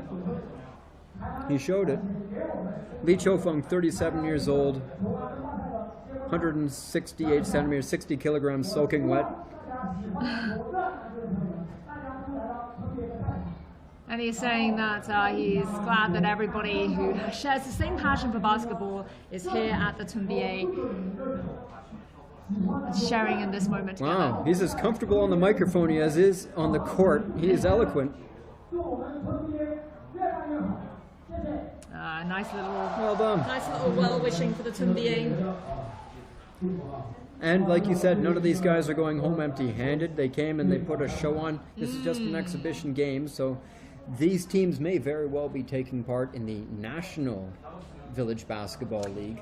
Yeah, I mean, they'll be Basketball going Association, home, rather. Right, they'll be going home, and then they'll be playing in their own national, regional, or area games again. And the top finishers from those then come to the Tunbia finals that will be held sometime September, October, right? The actual final, I believe, will be late October based on the dates from last year. So there is, what, 6-7 months of competition to look forward to for these locals, and it is just picking up. Oh, look, we can see their prizes here. That is the mascot, the Tunbia mascot. So obviously this mascot is a new one, right? It's only been dubbed the Tunbia in the last, since 2022, when it really kicked off and kind of rose to fame because of all this viral online popularity that it got. So here we go, we've got the mascot. He's called the Tun Bao Bao, right? We got my boy Tun Bao Bao, so that's which is Village Baby. We've got two Village Babies, but this is Village Baby and this is the dyed print version of Village Baby. I'm not sure which one I like more. This guy looks kind of meaner. He looks like he could shoot hoops well. This guy's a rebounder for sure. So all these guys, the vanguards, as the runners up, I guess you could call them in this game, right? If they all just, in this case, yeah. Second place out of two teams, yeah. So they're getting little pretty rucksacks actually. Look at these backpacks. I think they've got a very kind of ethnic flavor to it almost, you know. Are you Lots of saying they different got colours. lucky? Do you think? Yeah, I think I would like the You'd like that rucksack. over the mascot price? Maybe, Yeah, that's perhaps more useful. Exactly. This is all that we saw, though. Perhaps they had more. I think they certainly had more than the mascot in that box. Not to mention they've got bragging rights. Maybe those trophies. That's right. They're going home and saying that we beat those guys from Guizhou. And that really is important, and also it's confidence going into the regional Tunbia season. So they may be in the midst of it there. We're not sure how they qualified to play in this game, but they were the opening game. You know, big honor, obviously, to step up and play the opening game of that. There will be one official regional game, right? What time is that? That is coming up in about 10 minutes, actually, or 20. So at 4:40. So that's in about 20 minutes. We'll have the first of the preliminaries for the Guizhou area, and this is Group A. And again, I was told that there'd be 70-something local teams. I mean, they don't even have the full schedule yet for the coming few weeks or months even, because you know, there's just too many teams to have to get through. 70, all kinds of local teams. If you just judge by their name, I mean, they could be anything from a college team to just a little village somewhere, maybe even a company. So just all kinds of little kind of grassroots organized games here. And I think we should point out too that we're here for the basketball, of course, but this is just one of the many competitions between villages that make up these festivals. There's what, 130 something festivals? I forget the exact number. 300 I heard in this prefecture. I read that this area is known as the place of 100 festivals, right? So with all these, there's 46 ethnic minorities just in this prefecture alone that we're in. I think the population in this prefecture is about 4-point-something million. 46 ethnicities. China has 56 ethnicities in total. The majority obviously being the Han, which I am a part of, and then the rest being all these other 55 ethnic minorities. So the place that we're in right now is dominated by the ethnic Miaos and the ethnic Dongs. The ethnic Miaos make up about 42% of the population, and then the ethnic Dongs make up 30%, and the rest is everyone else. The rest of the 44 ethnic minorities here. It's crazy. And we'll be treated, of course, to some cultural performances right Which now. we're listening right now. Right, in the intermission between games, it is non-stop action. It's been continuous the whole day, really. I mean, from perhaps 9 or 10 this morning on, we talked about these other friendly games that were organized earlier in the day to what we're seeing now, performances between each game. So it's really just fantastic. And the Miao wooden drum dance, right? This is something that is specific to the Yes. region, obviously. But I don't know if that's what we're hearing That right isn't what now, we're but this hearing is right just now, one no. of many. We've got some big names coming too, right? A Taiwanese singer-actor, Liu Genghong. Quite a few. Yeah. Liu What's he Genghong. famous for? So he's known for he's a singer actor who really became kind of viral in China with all these little fitness videos that he was doing online. So there were quick little fitness videos that you could do at home, and it was just popular during the pandemic when people couldn't really go out. And He's made a name for looked at himself, so he's been invited here, and he will be leading the crowd in one of these fitness routines during one of the intermissions later on. But mingled with some Miao styles, so it'll be Fusion. like Fusion exactly, fitness. fusion fitness, exactly. It's like fitness with an ethnic flavor. So yeah, I think we might even be participating in that. So stay tuned. You We'll might also see have us doing some some. Miao local singers. We'll hear from the Lusheng, right? Is it the Yeah. Lusheng is one of the Miao traditional? Sheng is a traditional wind instrument, not just Okay. for the Miao, but generally it has a really long tradition in China. And it's I kind of underst- like a flute, windpipe kind of wind instrument. And I understand that is one of the biggest competitions. One of the biggest part of the festivals is the Sheng That I don't know. competition. Yeah, big performances in the tour guides that that is what is mentioned as one of the big highlights of Tiandongnan Prefecture is that the Lusheng is listed as one of the top festivals. Now, it's possible that you're not seeing this right now, but you can hear the music, right, that's coming through. And I believe, if we're looking at this program and it's correct, this is a Jianhe County art troupe. And this particular show that they're putting on right now, this little number, is called Stomp. I can hear some quite strong sort of percussionist beats there. So this might be what they're stomping to, but we can't see it. Unfortunately. Oh, there we are. We're getting some feed of it now. It looks very beautiful. Whether you're getting to see this or not, we'll describe it to you because, again, we have people in what looks to me like Miao clothing. It does look like Miao clothing. Whether it Yeah. is or not, what stands out the most, some of this Miao clothing, is these ornate headdresses. I'm going to lift this up again, And I'll get too. the headdress out. Fantastic craftsmanship. Really intricate details. And, Oh, this goes around the neck. sorry, so this So is this is like a brace, massive necklace, yeah. heavy and jingly. And this is what you would wear on the head, and I mean this keeps slipping off as well, so it's not actually very easy to wear.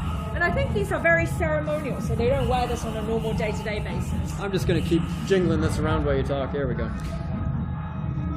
So if you're not seeing what we're seeing right now, which is a huge shame, this is fantastic. They're in these brightly colored clothes, so we see men and women dancing together. And they're dancing wearing all of this. Yes. Those costumes are not light.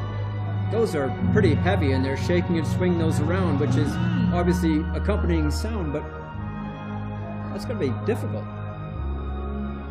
And they've got massive shoulder pads as well, right? Shoulder decoration that's made out of, well, it would be crafted out of silver if it was real traditional kind of Miao clothing. But obviously for performances, we don't know what that could be. So even if you're not seeing this, I'm sure you're hearing this. I mean, this melody is very evocative, I would say, or kind of very emotional. I mean, this looks like potentially a love story that's being acted out here. So this is what I've been reading up about, Miao ethnic clothing, and it's actually quite interesting. It's sort of described as clothing that has history woven onto it. So Miao is known for its very delicate embroidery. There's a lot of print work, which is what our village Baobao is about here. This sort of print, and you see that on our desks as well. But the embroidery. And a lot of Miao motifs would include elements from nature, so birds, butterflies symbolizing sort of the process of life, from birth to cocoon to rebirth as a butterfly, really. Fish, you get a lot as well, flora, fauna, all that usual lot. And here come the geese. Ducks. Yes, they look big. They are ducks. So again, I'm not sure if you're seeing, if our audience is seeing this on the feed, but this is great. This is in the break time now, and yeah, we're seeing some ducks being. I would assume some local villagers will come out with ducks, be the prizes or mallards. Maybe they're racing ducks. That's honestly what I was thinking. We may see some sort of competition between these fellows. I can't really understand what they're saying because I think they're either speaking. Okay, now he's speaking Mandarin again. Earlier, I think he may have been speaking some local language. They're going to choose some people from the audience now. Maybe duck fighting. Look at this great overhead shot. You can see just the grounds of the stadium, the stands, this outdoor stands really is what it is. Not so much a stadium, but it is packed. And beyond that, stalls. Endless stalls selling all sorts of local food, various treats and goodies, souvenirs. I mean, it is massive. So they're now blindfolding some of the contestants. Maybe they're going to have to chase the ducks? I hope so. Or maybe the ducks chase them. That'll be even better. Do ducks fight? I mean, I know you have cockfighting, but do ducks fight? Mallards, male ducks. Mallards are male ducks, right? No doubt. There's some things that, males of any species basically are going to fight for food and sex. So we'll see what motivates these ducks. Hopefully it's the former. We're getting a reporter that we saw earlier getting blindfolded as well. This could be your chance down there in that costume shaking it around. That would only scare off the ducks, so I don't think if we you get do to that. take a duck home, I might try for it. I don't know where I would keep a duck though. Maybe we keep it in the studio. Wouldn't get along with our cats. Poor child. So everybody is eagerly anticipating what is coming because right now they put blindfolds on the people. We're yet to see if they're going to blindfold the ducks. This is getting as much attention as the game itself. Wow, we're now getting another one of these. view. We've got a bunch of drones. Are fantastic. Yeah, like we're seeing this. So we're getting great mountains view here of Taipan village, and in the center of it right now, you're seeing the Tunbie court. And obviously that hillside there is where all those people were camped up, right, trying to see into the court because they couldn't get in there. But I mean, if you just look at that like aerial shot of the court, right, in the stands, there is no space left for people to move. No, there is. The space was taken up hours before the first game started. I don't know if you could get out, even if you wanted to be honest, at this point. How do you even squeeze through the crowd? Where are the stairs? Where is the exit? I can't see any of it. I mean, this area as well, it is basically 80% mountainous, this whole prefecture. Yeah, it's beautiful hilly countryside, obviously. Farms and terraced farming all up and down the hillsides, which is an incredible amount of work, right? Just to these things, generations these farms have passed down from to build and maintain these terraces, and obviously to water them is such a difficult thing, and to prevent erosion and everything else. So it's really intensive agriculture around here. Talking about watering though. I mean, this is it's 80% humid, humidity. We were so at the they do weather not lack for rain, but one of the big problems with that is, of course, erosion. Now, we are really getting away from the basketball here, lectures on agriculture and soil erosion, but this place is fascinating. It is. It's not just about the game, but this is, I think, the whole point of the Tunbie. It's not course. about the game itself, is it? Well, the stars. Well, it's a way to export local culture, and that's what's going on, because the whole country, the whole world is becoming more aware of not just the Miao and the Dong, but all of Guizhou, really, Guizhou culture. And what a fantastic boon for this country. And at first I thought like that it was perhaps so we do have the image back of the ducks. we have blindfolded contestants. They are Trying to chasing catch ducks. ducks. Somebody found one right away too. A duck flew up onto someone's arm there as well. That is great. Wow. Oh, I kind of want to be down I there. want to see these. She looks like a bit more city-fied folk. I wonder how comfortable she will be wrangling a duck. We've got contestants on all fours trying to find ducks, trying to get eye level with these ducks. Kudos to whoever thought of this game. This may be part of the traditional festivals too. Maybe, yeah. This is great. I mean, the traditional festival is all about getting animals in on the action too. Somebody's got a duck in his hand. Somebody's grabbed a duck. And do you think you get to go home with these? I would assume you've earned this. Maybe. And these are nice looking ducks. If you have just won a duck and you're still here to watch the rest of the games, what do you do with them for the rest of the day? Oh, she got one. The journalist we mentioned earlier has a duck in hand. No, She knows how to handle a duck. She's doing well. I didn't know you grab ducks by the wing like that. I would have cradled it like a baby. Do the ducks enjoy that, do you think? I don't think so. Well, Wow. So, there we go. Maybe they do, actually. We've seen some cultural dances and we've seen some fun and games. Yeah. I think that one definitely falls in the fun and games category. Maybe that was this brilliant. is, it was over quite quickly. I think those blindfolded, I feel like some of those blindfolds weren't all the way down. I think they were peeping a little bit. Well, maybe it's they can't keep the ducks going like that for too long. Might get messy if they start flying out. No, so now contestants are still on the court cradling their newfound or newly won Companions. prizes. Yeah. That's great. And there they go. They're taking them off. So we may see a duck coming up here in the media section soon enough. I can't see this being introduced already outside of this area. I can't see it flying in Beijing. Can you? Maybe at a schoolyard for a school. The CBA is not taking sports over day? this one, but that was great. That's definitely interesting. So again, we are Something else is happening. We are a few minutes away, 4 or 5 minutes away from the scheduled first game, which is a Guizhou regional game. Now, this will be the only official game as part of the Guizhou CBA competition. So that is, in many ways, we've had an opening game, but this really will be the opening game of the local area. And this is big. They've got a lot on the line, obviously, because this is their first game in the pool. There will be a group stage, and then the winners of those will move on. There will be a champion crowned in Guizhou. Last year, the defending champion is Chendongnan. But then they will be moving on. The winners moving on to the national competition. So this is the first official competitive game of the entire CBA, basically. The last one was more I want to fun. suggest that you're seeing this feed right now, what we're seeing on court, and it looks like a huge line, an orderly queue for what I can only imagine is... Yeah, it just got a little crazy. Yes, it is. Another round Free of free throws. shot. Let's see how they're going to do on this one. Oh, missed. Oh, just gets a second chance. I mean, at that distance, oh, she got it in. That's great. And what's the prize? A duck? The ducks have been taken away.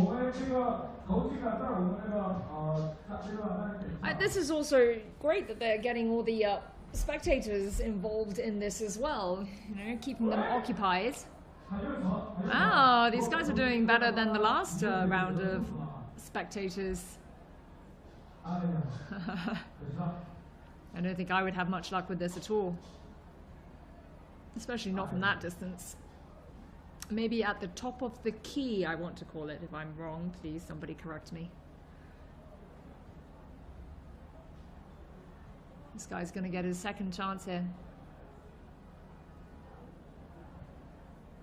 Yes, I mean, this is definitely a really interesting development. I mean, you wonder how a very local sport like this could have just really taken off and become so popular. I mean, 2022 August was sort of the moment, right? But even so, 2022 is when this video that somebody captured of the finals of the local Guizhou games was being played, and then it went viral just because of the reaction, the passion of the audience there. I mean, it was almost mental, you know. Everybody was just cheering, excited. It was like late into the night, and people were still watching this crowded court.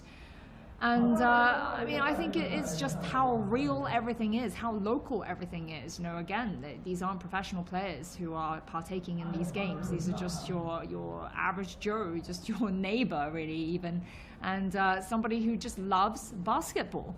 They may not watch the NBA, they may not watch the CBA, but they love basketball, and they just get together for these games. And just looking at the prizes as well, I think that's fantastically local as well. You get livestock, you get rice, maybe oil, you know, things that you can eat or just have, and I don't know what you do with all the livestock, but that's also kind of very symbolic. And just this whole idea of just everybody come and partake, no ticketing, nothing like that. And just a very casual feel about it. And this is also, I think, credit to the organizers for this. So when it took off, 2022, you know, quickly this whole local games was dubbed the Village Twin BA, playing off the NBA, CBA name. And the organizers were adamant that they wouldn't turn this into a big commercialized thing. So they actually refused commercial sponsorship, and they said they want to keep this as sort of a grassroots level as possible. Don't stray from what it originally intended to be. So the basketball is still managed by local authorities, right? That, but as we know, the football, which kicked off last week, the Village Super League, they have accepted help and money from sponsors. So there's been an influx of, well, cash basically, and help build a new stadium, build, as we know, our fellow, you know, sport CGTN colleagues were there. They were in sort of they were in a special glass booth watching the games there. They've got a brilliant stadium, setup. Everything's set up there for it, and it's great. I mean, that's what it's all about. They have definitely earned it. You know, the Guizhou folk, the organizers, have earned that, and it's a lot of respect to them for maintaining control of this one, because I bet they have had a lot of lucrative offers for people to take it over and monetize this in the way that they could. 500,000 yuan was one of the offers that they turned down. I think that was one of the bigger offers. Wow. So they don't run any, you'll notice maybe they don't have any advertising going on here. Yeah. It's just... And instead, they're getting people involved too, right? So the people from the court, they've welcomed people down from the stands. The very fans are out here shooting baskets, some of them seemingly getting a few chances, and very few of them making it. Have you seen many go in? No, actually, at the beginning, quite a lot of them are getting it in. Okay. Yeah. And there he goes. The first few all got it in, But actually. that is a great way to just keep people involved, because it's not just a show you're partaking in it. These are people you know possibly that are out there playing on the teams, and you yourself may get a chance to get down on the court and either chase a duck or shoot a basket. The ducks don't fight back. Did you notice? You're right. Those were They're quite docile, aren't they? friendly ducks. Docile ducks. But again, you know, I think this terrible form, but she almost got it. But this whole thing, I think it fits in so well as with China's current campaigns, right? There's the big health fitness campaign, get everybody, 全民运动,全民健康, which is to get everybody moving, get everybody fit and healthy. I mean, that's important. Health is paramount in a lot of ways. And at the same time, you know, it really helps with boosting the kind of rural economy here. I mean, we're finding out since arriving yesterday and eating here and like chatting to the local vendors and stuff, this area becomes bustling just in the half year that they hold all these games. Massive. Right. I mean, the other half of the year, pretty much not too much business. I mean, they say that sometimes people come over here, visitors come and see the place just to, you know, say they've been here, they want to see where the Twin BA is being held. But this half year is when vendors come over, set up their stores, you know, reopen restaurants and they've closed down for the winter. And they're all kind of cashing in on the tourism here. I mean, we're talking about a town of 1,200 people regularly. And per day like this, you're seeing 20,000 or so people. That's Wow. according to like local official numbers, right? 20,000 people. I mean, that is seriously stretching this place to capacity. Yeah, and the infrastructure seems to be keeping up with it really well. I mean, we've obviously got some temporary stalls and things set up. The restaurant that we've enjoyed a couple of delicious meals at, she said that she comes in specifically for this season and is set up in sort of, you know, somewhat of a temporary building. It's basically a concrete husk, but has turned it into a restaurant for her needs, some simple tables and things. But it's incredible that they have managed to handle such an influx of people. Absolutely. And so, I mean, obviously, this court is a new one. So that's since 2022, after the CBA, after this. Well, Tunbia really 2016, kicked the off. local government upgraded and built a bunch of new courts. And 2021 was the launch of Guizhou's beautiful countryside This campaign. Taipan one is new. This Taipan one was in just the last few years. This one's 2021, 20? Okay. No, we're past 2022 All right. after the Tunbia kind of really Well, it took certainly off. looks it. I mean, we've been walking around, and obviously this is an outdoor court, right? This is not an indoor venue, and it is very much a village court, but it is in pristine condition. The court itself, there's no potholes or anything that these players are dealing with. There's no chips to the paint. Everything is ready to go for this time, and rightly so. I mean, it's fantastic. So there's obviously a lot of local involvement from the officials and the organizers taking part in this. A lot of the whole town, the whole village coming together to put this on, Yeah, to and stage the best they can. You were saying as well that it brings a lot of local youths back as well, Yeah. right? I mean, again, this goes back to China's sort of development model and how typically people of working age, the workforce would be leaving the rural areas, going into all these urban areas. But now with this village basketball, it's bringing people back. It's bringing the workforce back. Yeah. Maybe for half a year, but that's still pretty good. I mean, it's reinvigorating the whole economy here. Definitely. Today, I mean, talking to these store owners, they have a little tiny stand where they were selling rice noodles and what's called rice tofu. Right? So like, they were. I mean, this was selling for just over $1 for a portion of these rice noodles, about 8 yuan. So that's just over $1, right? And they were saying that they come here just for the basketball games, and then after that they go back to, they're local, but they don't come from this particular village or this county, and they go back elsewhere and they continue their business of selling these rice noodles. But they come here because it is more profitable, and I think they look pretty young. They look like a family. So it's bringing a lot of business over here. And they I did ask them if they see a lot of foreign tourists here, and they did say they do. And the last few years. They did. They didn't. Some of the reaction I've got from other people, basically, well, staring, for lack of a better word, which I welcome. But it's exactly. But no, they were not surprised to see a foreigner sitting down and enjoying their noodles and the mee tofu. Yeah. So it's just made nice. from rice paste, I guess. And it then was sort of steamed. a very gelatinous thing, not so much like tofu, but more like basically a thick noodle is kind of how I Cooked saw it. made in a similar way, though. You were saying you still have to put sort of whatever it is that firms up the tofu. Well, it certainly soaked up a lot of the peppers and the other flavor and stuff that was going on there. Spicy, but not terribly so. So that store owner was saying that to set up around here, I mean, these stores, they pay a varying amount of rent, but maybe anything from, I don't know, I'm guessing 100 or 200. His seemed to be a fairly decent sized one, and that one was maybe 200 a day to set up. So the games are on maybe 2 or 3 days a week at the moment. So they just open up for these few days.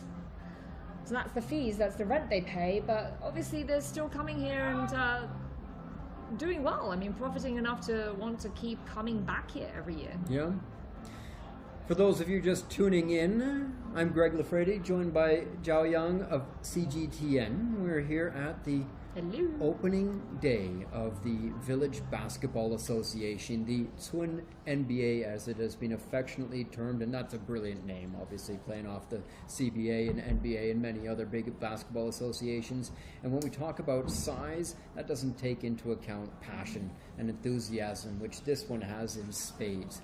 Some 20,000 people are out, and that's not counting the millions streaming online. Oh, yeah. There was last year, I believe Xinhua estimated the numbers at 100 million streaming some of these opening games. The total numbers were in the billions of total views. In the billions, which is just incredible, these numbers, but you can quickly see why. Oh, In my role as CGTN sports host, this has been one of my favorite stories in the last few years. I'm sure I mentioned it to you before too, because it really caught my attention. Because just the local enthusiasm. I mean, one of the biggest attractions of sports is when money comes into it. The players become too professional, the leagues, everything else. What we see here is raw, boiled down, stripped down bare sports. This is people doing it for the love of the game and the fans coming out to watch with the same kind of enthusiasm and passion. And while you get that on the professional level, the money obviously intercedes. It comes in between, and it creates somewhat of a buffer between those watching and those playing. Not today. So right now we're seeing the next teams up there, right? So that would be the both local Guizhou teams. We have Qiandong, which is the prefecture that we're in, the Yigong. Defending champions from the Guizhou region last year. Yeah, there's quite a few. I think there must be quite a few Qiandong prefecture teams, but it could be. I mean, these are the Yigong Lian. Well, that would make sense. You get the honor of playing on opening day, so we're not sure that this is a group. So teams, of course, are divided into different groups for the group stage. The winners of those group stage, the top finishers from each group, will go on to the finals. The winner of that will then enter the national NBA competition. So this is team number A3 and A4, right? So group A. So we're looking at here. So may be what the defending champion may have earned the right to play on the opening day. Well, let me just have a check, actually, of that information. Let's see if they are the defending champions of last year.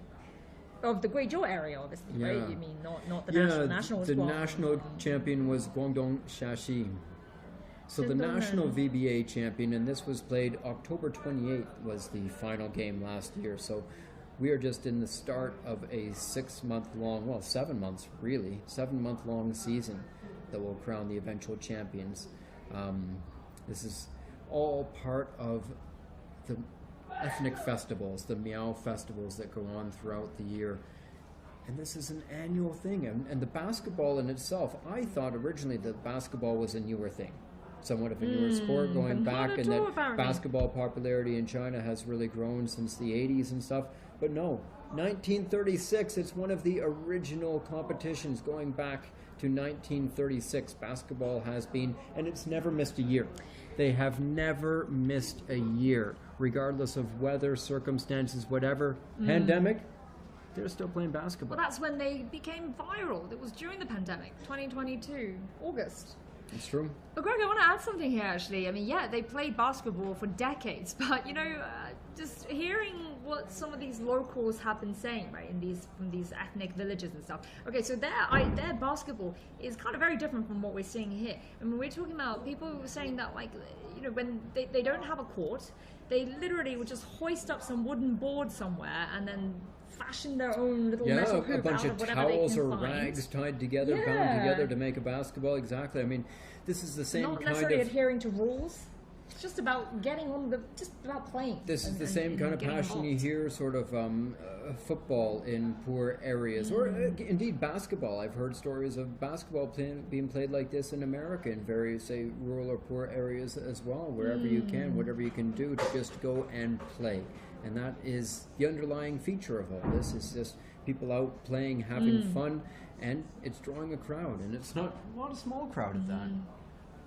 Yeah, I mean, basketball, football, these are all very accessible games, aren't they? You just need some space. Maybe basketball even more so than football. And you know, driving need less here space. from where we're staying in Kaili, That's the prefecture's capital, main city. so it was about a 45 minute car ride out to Taipan village where the Tsumbier is being staged. On the way I saw a lot of basketball courts. Yeah. Good conditioned basketball courts, probably not as good as this, but pretty similar quality. So authorities recognize the enthusiasm for this sport, and they've responded in kind by putting out basketball courts for people. So I mean, it's great. It's one thing to encourage people to go and get fit and play and be active, but it's another to give them a chance to go and do it and enjoy themselves as Actually, I much don't as know possible. if you noticed when we were looking at the aerial shot that we're kind of actually just behind or next to this court here. There was another basketball court. Really? Yeah. I don't know if that was from some schools, their playground, or There's a bunch around. We're Oh, seeing a there's bit of the cheerleaders right now. These are You're our not friends. seeing this, but we can tell you that we are taking in some of the professional cheerleaders that have turned out. A group of ladies. Were they all from the same village?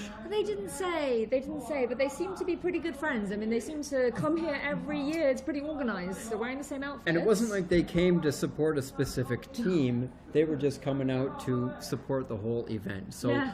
to cheer and to make a little bit of noise, not only are they dressed up in Miao costumes, right? Complete with the... With this beautiful little bun on the top of their heads yeah. with a flower. But they came with their own pots and pans. I mean, literally, perhaps straight out of the kitchen. I did notice price tags on a couple of them, so they may have bought them en route. But they've got metal basins and chunks of wood at first. It was upgraded to metal spoons later, and they have been banging on those things, making a din, to say the least, and dents, because they have destroyed those basins. Actually, I need to correct you there. That wooden stick that they were using is not. It didn't get upgraded to the metal True. spatula. They actually told me. They told me that they opted for the wood because they said that it's sturdier and less likely to bend, and it makes a better sound when they hit those. Yeah, because basins. that's right, because later a gentleman came with spoons, and it was a bit, there was a better sound from the wood. So these ladies, they know what they're doing. Yeah, exactly, Hence exactly. professional, yeah. They're experienced at this, and they came with duck legs, and they said, those kind of those like biscuits and meals that soldiers would take with them. Hard tack, yeah.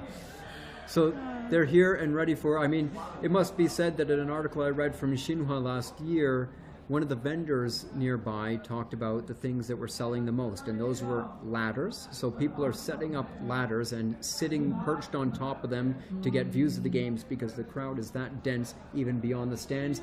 The other item was diapers. And the diapers aren't because of issues of incontinence, it's rather choice. So the fans are getting valuable seats. They're not willing to give those up. So they're strapping on whatever they can to stay in their seats. So Even if they ladders wanted to leave, I don't and think they diapers.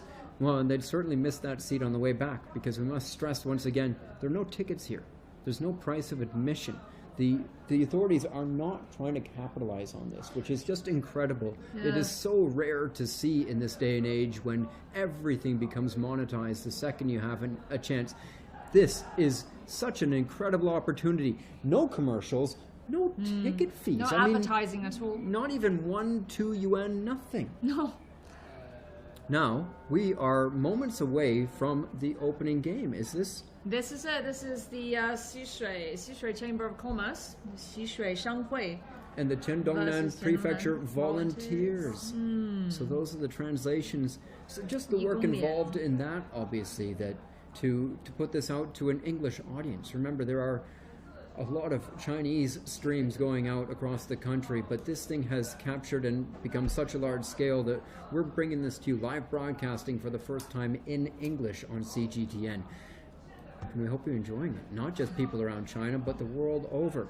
Now, we are moments away from tip-off from that the was it. first official game. Guizhou region, the ball is in, and which team is which? We've got to figure out the colors right here. In the black, we'll we'll get see there. from the first score, it is a three-pointer as the first basket of the game. We'll see. Wow. We'll find out from the Number the point change. 5 Right? on. We're waiting to see which team scored that, but a nice way to start. How about that? is the Xishui Chamber of Commerce. They are... Whoa, 2. He was that- stepped on the line. That looked like a 3 to me. It's hard to judge where we're sitting, but he has been awarded 2 points for what is either a long jumper. So the guys in blue are Qiandongnan. Oh no, it's been upgraded to a 3. It was. So Xishui is the In black black. team.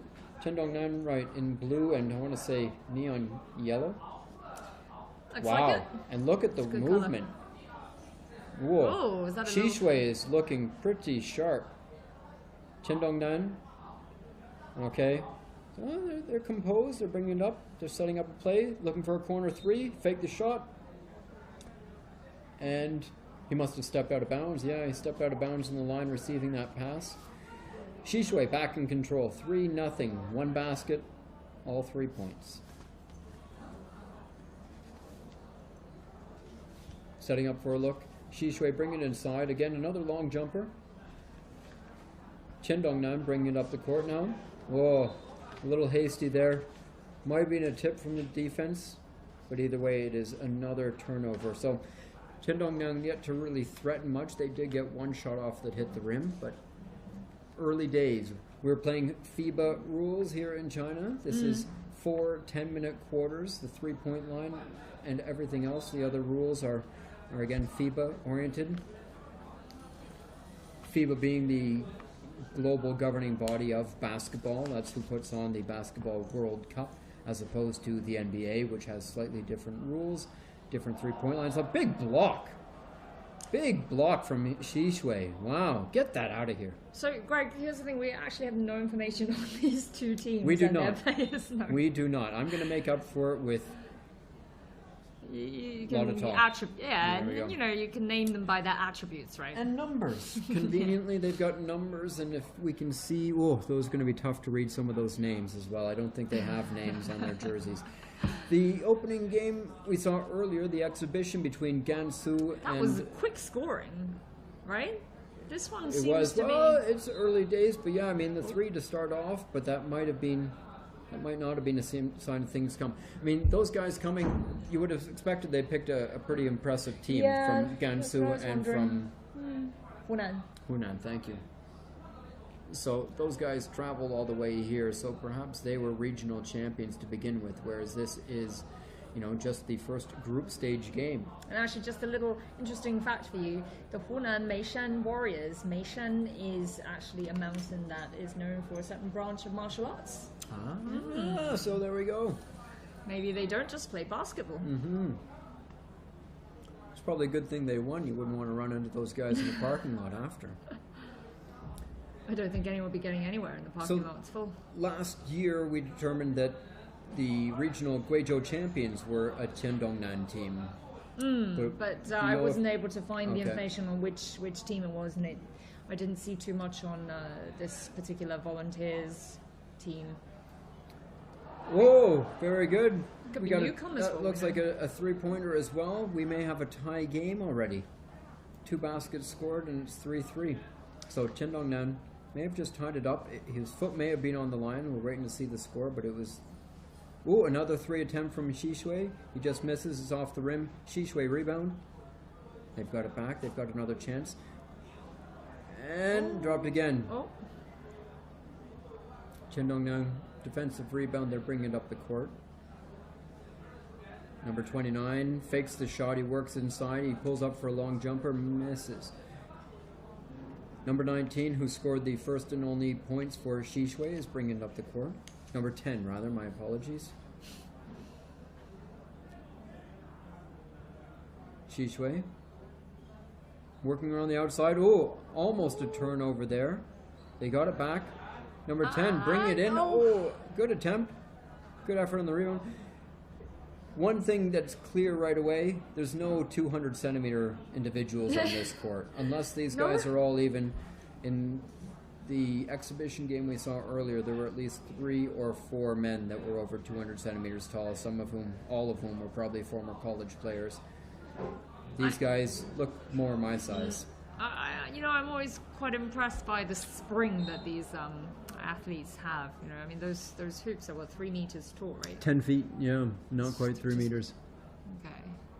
You might Yeah, be surprised. I it's used a- to be able to touch the rim. I could never dunk, but I Wow. could definitely grab the rim. About a meter away from that thing, even with the jump. Number 30 for Chen Dongnan. Oi. Did that go in? Off the rim, no, off the rim. Well, a quick break initiated by number 10 and a poor pass. Well, the intended receiver just stopped running. Nice shot of the crowd here. Oh, and As a you can bunch of see, people on the the stairs. exactly packed and all out the back. I mean, it is shoulder to shoulder and then some. No one is moving. Everybody's just sitting there, happily staying in. For Guizhou the day. taking it back. Oh, And again, we must stress these are local teams. While a lot of the visitors are from outside Taipan Village, outside perhaps even, Kaili and other areas, most of them will be pretty local folk. So they're they getting will. a lot of visitors from cross provinces. This will be, as well, friends, right? neighbors, Across China. colleagues and stuff out on the court, cheering them on.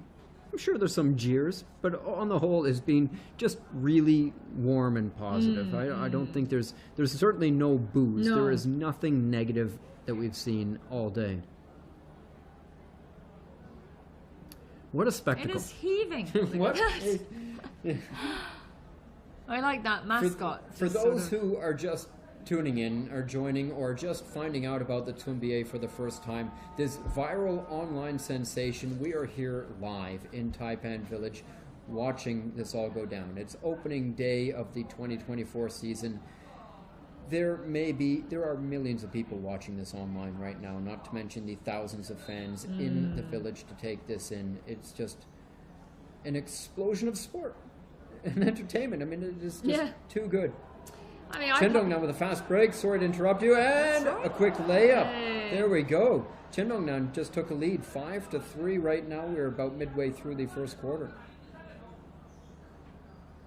What, could we have another? Shishui 2 working points to the there? baseline, kicking it out. These guys not as eager to go for. Well, I say that I spoke too soon, but that's That's a probably bit why wide. you're not shooting from outside, because that was an air ball. Chendong Nan bringing it up. Oh, he's got an open look. Oh, A little bit hard, but he's got the ball back. Number 17. I also think these guys look quite young. they do, don't they? The game we saw earlier, we saw, there were 35, 40-year-olds, 50-year-olds playing well.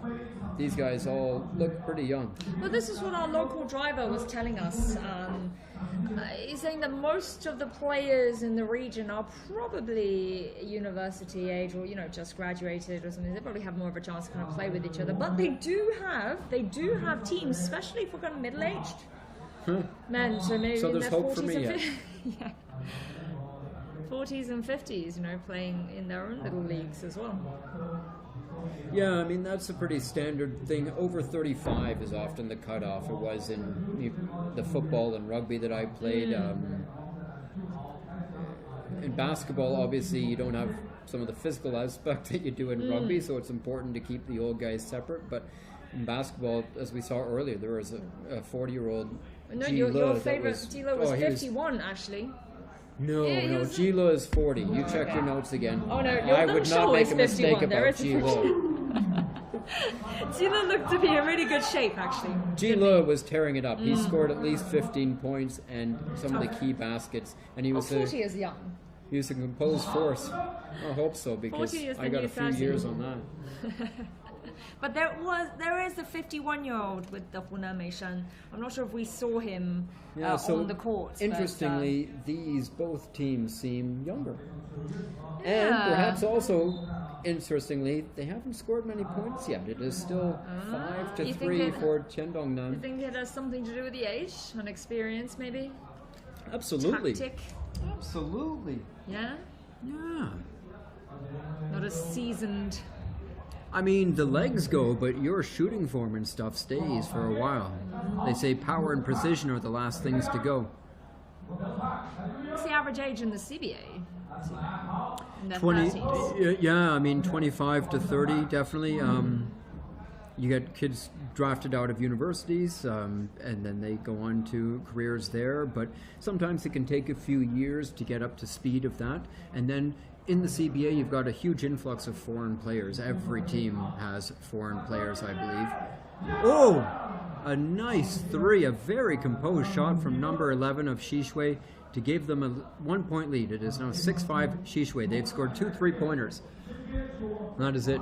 So yeah, you're looking at sort of 25 to 35 is the average age for basketball the world over. Oh, an acrobatic reverse. Number 29 just drove in. But it didn't go in. It did not, but he drew the foul. But he almost made it too. That was almost a 3-point play with a reverse, a one-handed reverse, a scoop sort of. So a 2 + 1. 2 point plus. Oh, you're a mathematician. Oh, well, yes. look at that, you know. Got to know something. But he didn't make it, so he will have 2 free throws here, and he made the first one with ease. Well, he really in or not, but he made it nonetheless. I mean, we saw a bunch of fans get the chance to come out and try, and they did not make 2 in a row like that guy. So he has just given Tiandongnan a 7-6 lead. They may be settling down, perhaps definitely a bit of jitters, right? Very few people have the chance to experience playing in front of 18,000, 20,000 times. We got to stress again, CBA, NBA stadiums, they're limited to about 18,000, 20,000 people. That is about the maximum size of a basketball stadium, the ideal venue. Football, obviously, get much larger because it's outside, other sports. But in basketball, it is limited to that capacity. The LA Lakers, LeBron James, Anthony Davis are routinely playing in front of 18,000 or so people. There may very well be more people watching these two teams from Guizhou. I mean, numbers from the last year have been around 20,000 people, they estimate, coming to each event. Fantastic. Each day. And it's only getting bigger because the media is exploding, is all over this. I mean, we are just one of many media outlets covering this. And of course, we're doing this in English. May we stress that this is very much a Chinese competition. And I'm here very privileged to be perhaps the only foreigner in this whole village right now, getting to commentate and be part of this. You certainly were treated like a star when you walked in last night, right? We walked in around 7 in the evening, maybe 6 or 7, and it was dress rehearsal time for today's main event. And oh my gosh, the crowd just went crazy. Everybody was like, hello. It was really nice. Yeah, it was really, I can't imagine a warmer welcome. I did not expect it in the slightest, but a wonderful reception. I got to, even a couple of encores, right? I got to go back out there, step out onto the court. I don't know what they thought I was going to do. I think maybe the villagers, I think locals are just happy that there is such a huge interest in it, right? And we've talked before, there's been Stephon Marbury, who is one of the biggest NBA stars to play in the CBA, won 3 championships with the Beijing Ducks, went on to coach the Beikong Royal Fighters. He's still involved in the league and still involved with Shogang. He was out here, obviously, pledging his love for the league. But Jimmy Butler, a current NBA star with the Miami Heat, he was here last year on the Double Six Festival in June.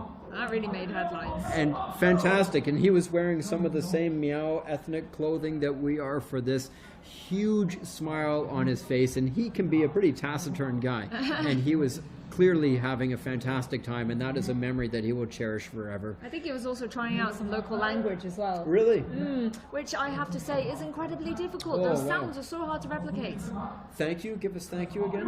Bofumeng. Bofumeng. Bofumeng. Yeah, so any Miao friends out there, please, forgive me if I said that wrong, because people didn't seem to react when I tried it with them. I just got blank looks. Tiandongnan has increased their lead a little bit. It is 9-6 right now. Still in the first quarter. Number 11 from Guizhou has just taken up the court. Oh, and he is nice. A little layup. So now it is 9-8. Tiandongnan, Guizhou. This is the first competitive game. So the opening game of the group stage in the Tumbier of the Guizhou regional competition. And this is where it all comes from, right? these guys. It was Yeah. this that started it all. It's This people into basketball that. competition has been part of the festivals that dates back to 1936. So we've seen this kind of a game has been taking place every year since 1936. I'm Maybe sure not the quite on this teams, scale, but I'm sure the definitely. teams change a little bit, but the fans have been coming out in large numbers for a long time. What's really different is that in 2022, it captured the attention of the country and indeed the world. In 2023, it expanded that much more, where you had, basketball players the world over taking note of this. And more importantly, it expanded into a national level, Yeah. grassroots kind of team Yeah. game in So last the year. China Administration of Sport was quick to jump on this and to help keep it going.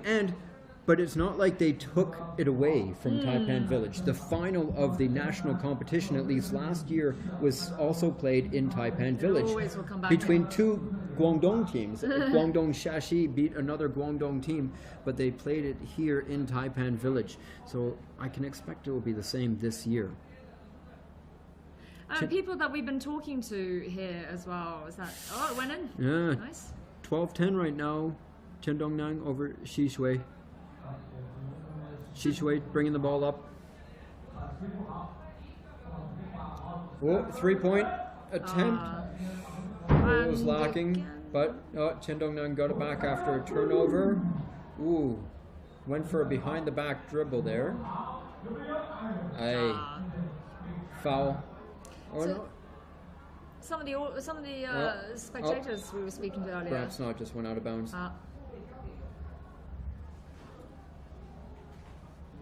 Chen Dongnam pressing, they're working it inside. They're going to go for a three as well, and it falls. 15-10, Chen Dongnam. That dude looked young. There are clearly some young guys. I don't know if there's any high school age players out there. There may very well be. I think you told me before that isn't there an age limit, sort of age range? Is it 20? I believe so. Yeah. Certainly one of the main prerequisites is your hukou. So your hukou is your local registration card, so you have to live and be, I don't know if you still live in, but you certainly have to be from your respective village to represent your team or prefecture, as the case of Chendongnan. Age? Yeah. I mean, age. Players must be 22 to 40, right. I don't know if these rules are necessarily strictly adhered to, because we have some player information here that says that some of them are, 49, 50. That's true. Maybe not. Maybe they've taken off the. Well, I mean, you've got to be physically fit to play at the end I of think, the day. so- obviously that determines it, and I'm sure it's evolving all the time. We have a player down, unfortunately, right now. Looks like he hit his head, too. Whoa. Number 22 there. Right under the basketball net, by the stanchion. There's some concerned-looking audience there. So possible injury. You never want to see that, especially here in what, is a friendly competition. And the first game. Looks like he's okay. We saw a twisted ankle in the earlier exhibition game where the player actually had to be helped off the court, but he was back later to give a rousing oration. Right now we've got, it looks like 22 he's still back back up on? and, He's number well, 22. he certainly is up off the court and they're continuing play, so he didn't seem to need help. I don't see him on the sideline, so yeah, he may be continuing playing. Perhaps what often happens in basketball, a lot of elbows. You get a lot of elbows yeah. flying around, and it's not intentional, but it is a nasty bump. I think he's off the court though. Okay. Yeah. Well, Don't see with him- that don't though, see number Chendongnan 22 just back. scored a basket nonetheless, so they got their comeuppance. Got a small lead. Comeuppance.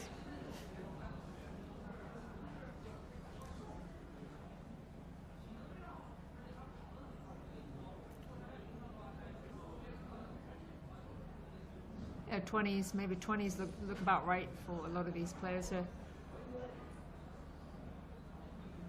17-10, look at the difference. Look at the point difference here. That happened pretty Chendongnan has quickly. really been pulling away. I think we missed a couple Yeah.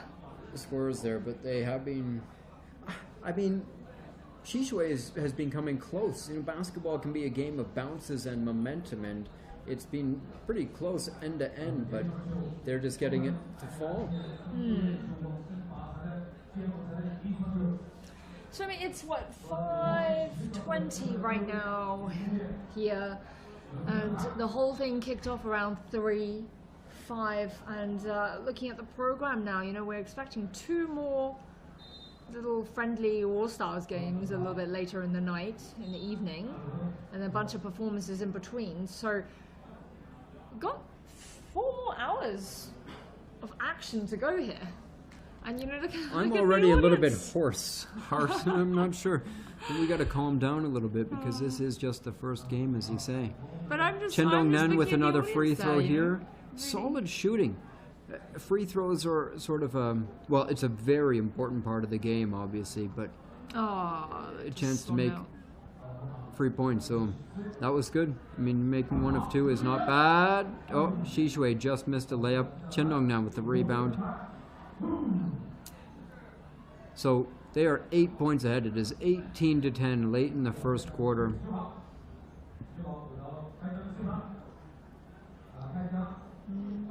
Chen Dongnan moving the ball nicely, looking for an open look.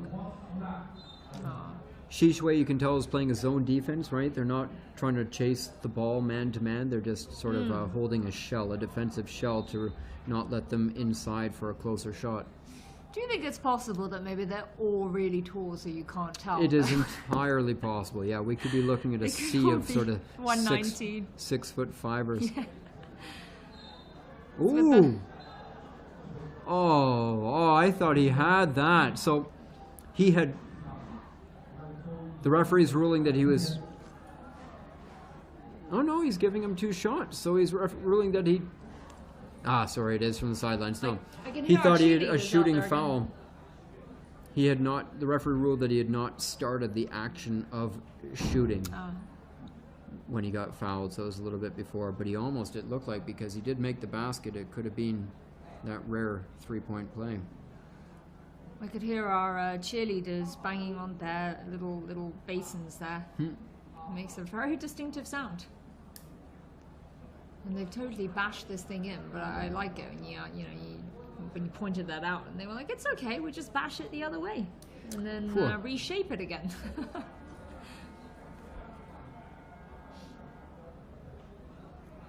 And you know, it's hot here.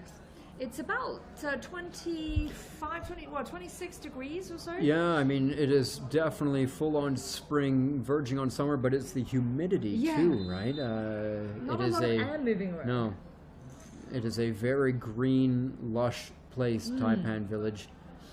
But I just mean that could also be quite taxing for. Oh.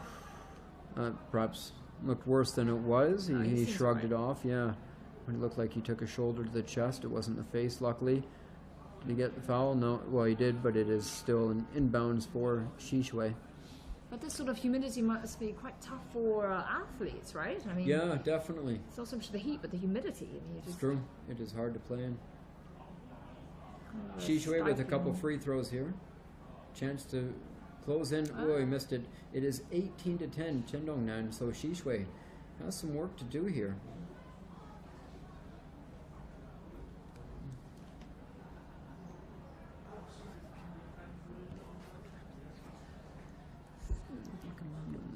Crazy. Chen Dongnan, nice spin, terrible shot. Chen Dongnan with the ball back. Guizhou, no, Guizhou still to bring it up. They might do good to slow it down a little bit. Both teams are having trouble getting inside. He did there, he just missed, but I think that may be a shooting foul, so it may be back to the line for number 11.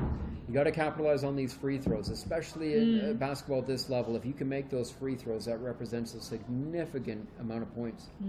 But free throws, you must feel so much pressure. Literally, everyone's watching you at that point. Your What team. you don't have, what you'll see in the CBA or the NBA, particularly in the NBA, are the fans sitting behind the basketball nets. The home fans are trying to distract the visiting team. So right here, I mean, they're Oh, you both got home, to so invest. nobody's against anybody here. But you always have that home field, the home court advantage. And we're not seeing that as much here because everybody's cheering for everyone. It seems so amicable. But there's nobody behind the stanchions waving everything that they can. I mean, you get some pretty not fit for women and children kind of things going on in the background. Yeah, I mean, maybe it's a bit of a different kind of level of loyalty and dedication to these teams, right? I mean, these are kind of Absolutely. local little teams. So it is. Not... It's cheering all around. As we said today, there's been certainly no boos, no jeers. It's all positive. Xishui with a fast break. Again, they're just missing. Chen Dongnan coming back. Chance for... ooh. Oh, and there it is. It went into the audience. May have gotten a foul here.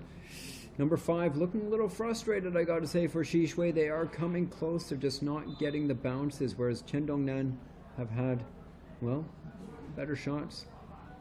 It is 18-12 right now. Chen Dongnan driving in. It's a foul.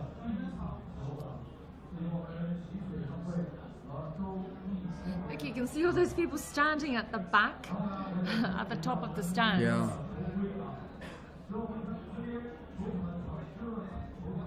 Free throws for Chen Dongnan now. A chance to get up to... Oh, he missed the first one.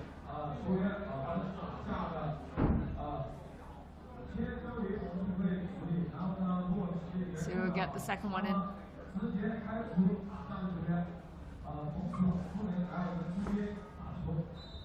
You got the second one in.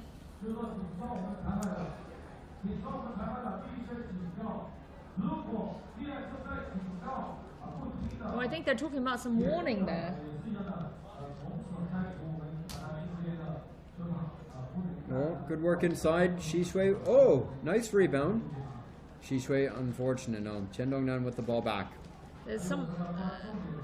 What is the warning? There's an announcement being made there about if you get 2 warnings, you might be asked to leave, and I don't think that's for the players.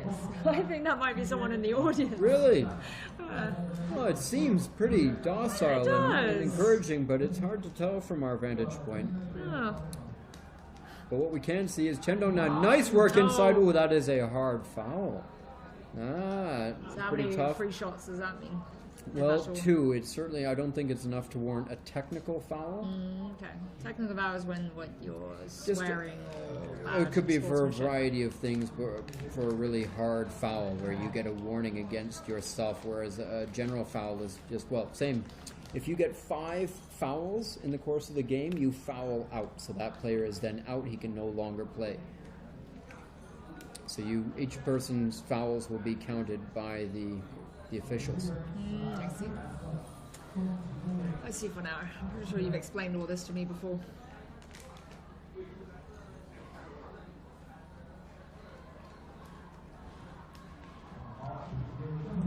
Xishui, again, they're just not getting the bounces. It was a decent shot, nice drive in, but they missed. Chen Dongnan back the other way. No. A little hard. Whoa, end-to-end action right now. They're both taking off on fast breaks and another miss. So I definitely feel like the first game we saw was just a lot more action-packed. Well, I would say the skill level is higher too, right? I mean, it's tough to score, but 20-12 is a very low-scoring game. We saw a lot of misses. Those guys in the first game, I think we can appreciate. Ooh, a deep 3 attempt. It might still no. And as we discussed before, I mean, these Hunan Meishan and Gansu Xuyu are the vanguards and warriors are likely chosen to open the whole event for a good reason, right? And basketball is a very popular sport throughout the country. You get players from all sorts of college basketball level is a big thing. College and universities, a lot of people playing. And then just the local courts all over, such as this.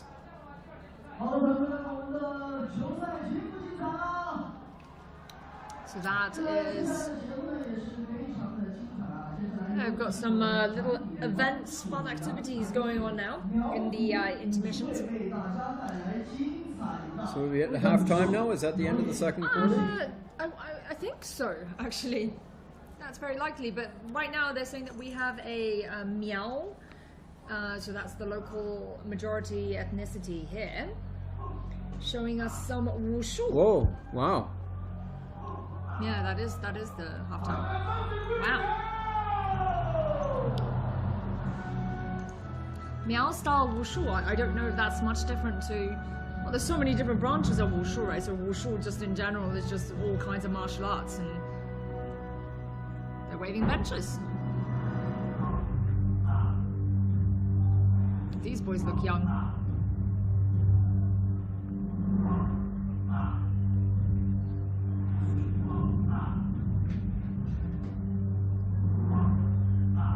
So it's halftime right now. The first official game of the 2024 Tsumbier season between. And that is a very young. Oh wow, we've got a young kid right out here right artist. now. This is Miao Wushu. This is, it's Miao ethnicities Wushu, but I mean I can't tell you if there's really a difference from any other kind of Wushu styles. Maybe it's just Wushu performed by Miao ethnic group people. That boy can't be older than 6 or 7. Wow. Okay, now this is getting real now. He's got, I'm not sure what that weapon is called. Scythe? Is That's something that you use. Is it the weapon or is that the harvest. farming implement? Exactly, But it is that's, also a weapon. Oh, it is a proper, scythe. Wow.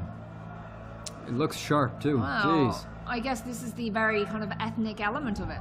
Yeah, I You mean, just use what you have normally in it's true. day-to-day Be life, it right? What you benches use. or scythes. I don't know if I'd want to take on a bench with a scythe, but It's hard to say who would win. some more combat demonstrations, and this is just one of the many cultural, traditional elements to this whole day. So the organizers have really done a great job of involving the fans, keeping the show going throughout time. So halftime break between this, we saw intermission between games, we saw other Miao dances, we saw traditional clothing. And we're going to see a lot more of that. Yeah. And actually, we also saw a Mongolian-style dance at the very start of the show, because the Subei, the Gansu team, their art troupe came with them. The Subei region art troupe. So this is fantastic. I mean, it's just it's a great all-round kind of song and dance and sports show, isn't it? A little bit of everything to cater to everyone's taste. I don't know if they had this the year before as well.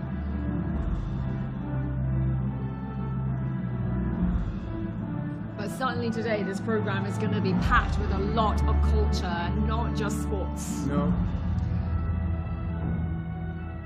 And this is another thing I think is great about this Tsumbier. You know, this Guizhou, as we were saying, is a very kind of ethnic, minority-dominated province for a start, and then Qiandongnan even more so. I mean, 80-something% of the population in this prefecture, which, by the way, is autonomously, it's an autonomously governed prefecture for the Miao and the Dong ethnicities. I mean, this is such a good showcase of the local ethnic culture, which, to be honest, we don't get to see every day at all. Not in big cities, especially not in big cities. No, I mean, we are very privileged to get to come here and see this, because even as a tourist, you're not going to be treated to this kind of a show and to get to see it all so easily, right? Because there's big distances between these villages. Getting around to see some of these things will be tough. He looks like the master. I think he means business with these big two curved sort knives. Of, also like a scythe blade, but without the handle. That just looks nasty. Dangerous.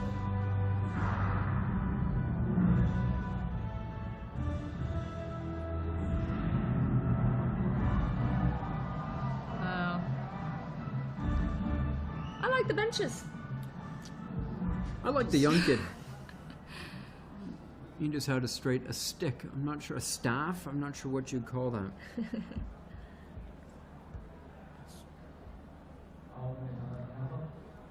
So this is the halftime break. If you're just tuning in, you've been with us for a while even. We are halfway through the first official game. Qiandongnan Prefecture volunteers are leading the Shishui Chamber of Commerce. That's right. Team. And they're both from the Guizhou region. Yeah. And this is the Guizhou area first game.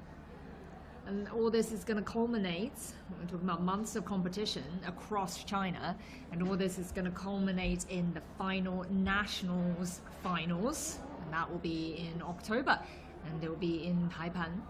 So last year, I think they had the kind of northern region competitions going on in Tianjin, for example.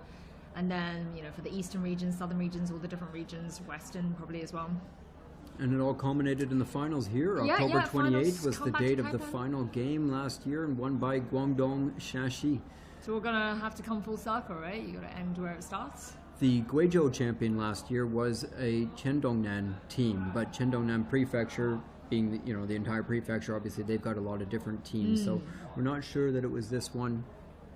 Yeah, because just in Tiandongnan Prefecture alone, there are so many counties, and then so many villages on top of that. So a lot of them might have their own, and we were told that there's 70 odd teams.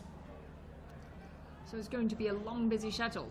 And the opening is garnering a lot of attention, obviously, but we were told that for the next while, every week there'll be 2 or 3 days of competition. I don't mean 2 or 3 days, 2 or 3 games. I mean 2 or 3 days of games. So it could be in a single day. There's just like endless games. Oh yeah, I mean we'll be here till evening. what, 11 o'clock or something tonight doing this. So if you're tired of our voice now, wait away, give it 5 hours. So right now, Chendongnan, 20-14. They've really, I would say it's been a fairly even game, but the ball is simply falling that much more for Chendongnan. It is a low-scoring game compared to the first exhibition game we saw, but Well, by half-time, the first game that we saw, they were in the 20s, definitely in the high 20s, because I remember asking you about that, if that sort of pace gets kept up. so that was midway through the second quarter, I believe. I mean, they finished, it was 68 to 50 something, so.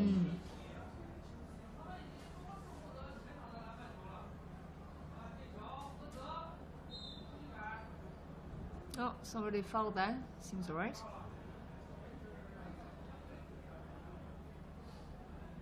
I wonder how the crowd is doing now. Most of them having sat there since morning. Yeah. So a good maybe, gosh, I don't know, 8 hours ago. We arrived here, about 10 o'clock this morning, and there was already a lot of people in the venue, packing the seats ready here to get good seats, and they had brought, food for the day. There's obviously a lot of food stalls and stuff outside, but because there are no tickets, there is no price, there's no saved seats. So if you get up to leave, somebody else is taking that spot. I mean, I think I'm sure there will be people saving seats for each other. Sure. But the cheerleaders that we asked earlier and asked them if, they were saying, one girl was saying she's not going to drink any water today because she doesn't want to go to the toilet and lose her spots. Like, can your friends save it for you? And she said, no, they don't do that. Wow, that's Yes. great. That is really good. Uh-huh. And people don't want to miss the action. Yeah. I mean, everybody is here. They are keen and interested observers. There's not, I've been to lots of NBA games and things like that where people are tuning out. They're on their phones. They're doing other stuff. You don't see that. Shots to the crowd. Everybody is engaged here. I mean, ooh, nice shot. Shishui with a three-pointer. It is now 2017. Number 11 cutting the gap in half. Chendongnan, ooh. They're doing another show a of foul. maths genius. They just needed another 3 points to draw.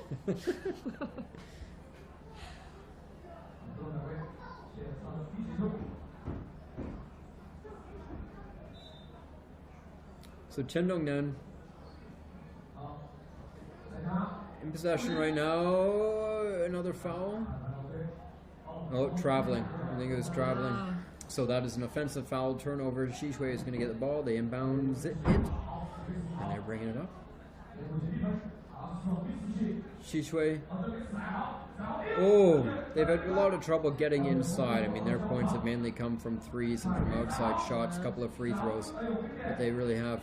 Now they've got a man working inside. That may be the biggest player we've seen, number 12 on Shishui. So, the commentator Ooh, that we're almost. hearing now is speaking in Chinese. Oh, great. Shishui is now just 1 point behind. Wow, they are catching up. Yeah, so they've got. He's a local actor, I believe, right? The commentator. No, that's someone else. No, the commentator right now So they have an MC, of course, for the whole stadium who is doing their But job. I'm just saying, I think you're speaking with a slight Guizhou accent, which I'm not gonna lie, I'm finding a little hard to decipher at times because as you know, China's dialects are so varied from region to region. And right now, we're talking southwest of China. Give us that meow hello again. I don't think I quite ever mastered the hello, but the thank you is the bofu mung. And I think I was taught hello, mung ne. I'll have to ask my driver again.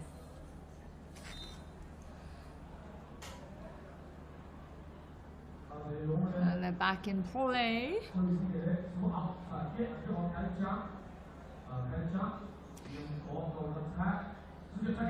Oh, and Ooh, Chen Dongnan it's just still blocked by fighting. Yeah, we're still seeing it, but they haven't scored yet. Chen Dongnan 2 offensive rebounds, though. They've got a third opportunity. Is it third time lucky, or are they going to go begging? Well, this must be pretty exciting Driving for them, in, right? I mean, oh. this is their chance. This is to huge. want to catch up, so they must be feeling pretty. Well, Chen Dongnan's in the lead, right? They're still up by 1. That was their. They need to pad it. They haven't scored for a while. Basketball again, very much a game of momentum. How many M's was that? But the momentum right now is with Guizhou. They've scored the last 5 points. Turnover on traveling. Will it prove costly? Chen Dongnan with a chance to really pad their cushion again. They've been up for most of the game until Guizhou came back in just the last few minutes, just in this third quarter of the first game of the. Ooh, nice quick release! Wow, that was a nice shot, and they did do just that. Number 7, Guizhou driving in, and it falls as well. So look at this, a burst of scoring from both sides. This can often happen too in basketball. I mean, the law of averages would not suggest that it's got anything to do with that, but it does seem to happen that when one team is finding the net, the other team will start to do so as well. End-to-end action, did I hear you say earlier? Chen Dongnan taking it back up. A lot of fast breaks. Something neither team is willing to do, it seems, is to set things up.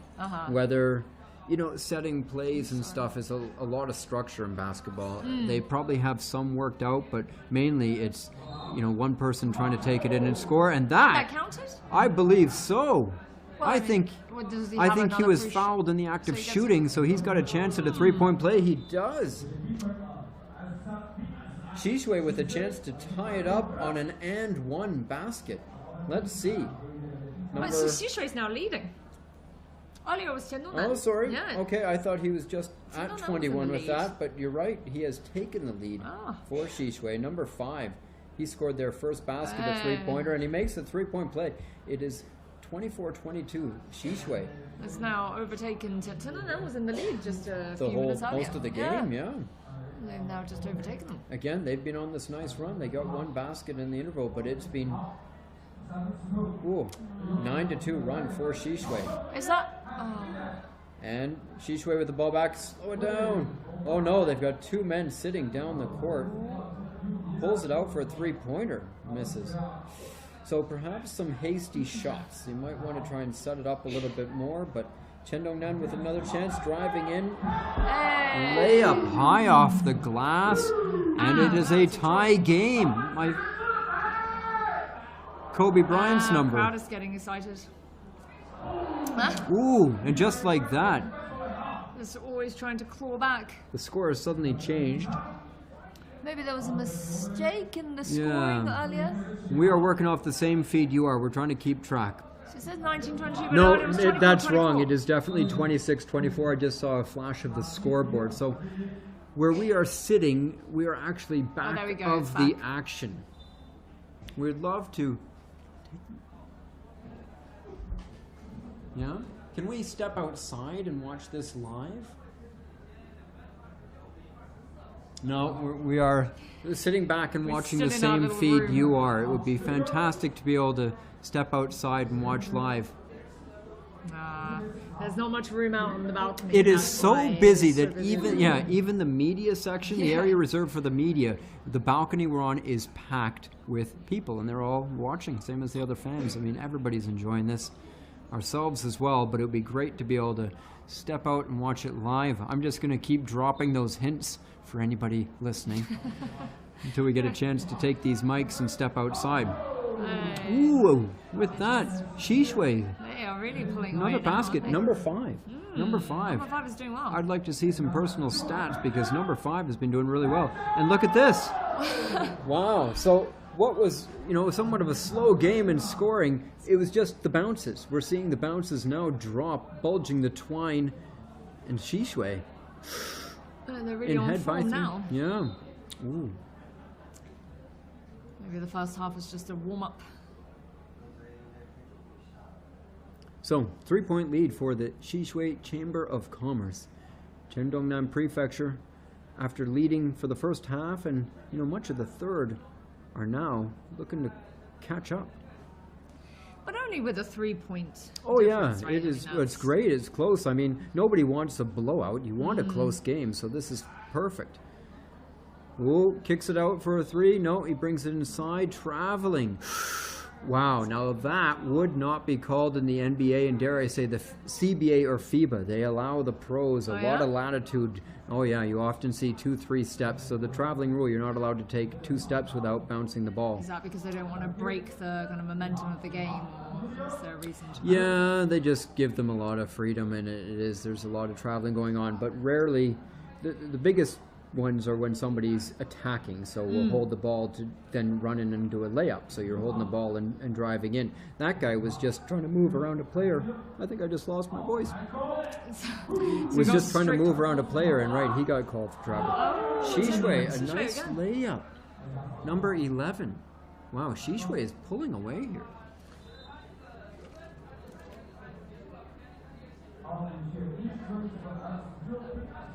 So is this is the third quarter? Taking a break for the third quarter now. Yep. And look, you can see those rucksacks there. That I think the other runners-up got. Second place got. Get the guns. They did. Greg is trying to work his way out of this little broadcasting room and onto There's the balcony. a lot of traffic out there. But yeah, it would be good to see this live. I think it's the vibe, just being out there with the people, right? And kind of seeing it live, and it's different from watching it on the screen. I'm not gonna lie, I'm not necessarily a big fan of basketball, but definitely when you're there, though, this is what I mean. When you're out there, just in the stands, with the court just a few meters away from you, it's so different. I mean, when I watched it in the US, I liked it without really knowing what was going on. I just there's a enjoyed the reason mood. people pay big money to go to a live game, and there's a reason there are 20,000 plus people turning out to this and not watching it on their phones as they could easily do. They want to come and see it live. Exactly. The feeling, the sights, sounds, and dare I say even the smells of any basketball game, let alone village basketball, is probably something to behold. It's kind of very infectious, Yeah, I mean, this sort of when that too. people around you cheer, you cheer. I mean, I don't even remember who I was cheering for, but I was cheering every time.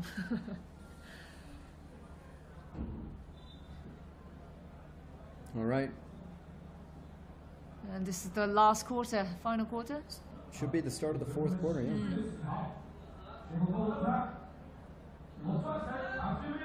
So still very low scoring, right?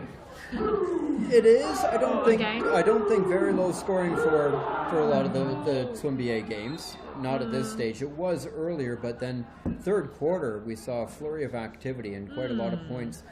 Almost as many points scored in the third quarter alone as in the first half. So they've definitely picked up the pace. The ball's been falling. And right now, Guizhou 5 points ahead of Shandongnan. 2 free throws for Shandongnan, a chance to close up a little bit. Misses the first one. We'll have to compare this to the All-Star games that we're going to see it later in the night, right? I mean, these are looking at the profiles, and a lot of these are either. He makes the second free throw. won That's good. awards. It's a valuable point.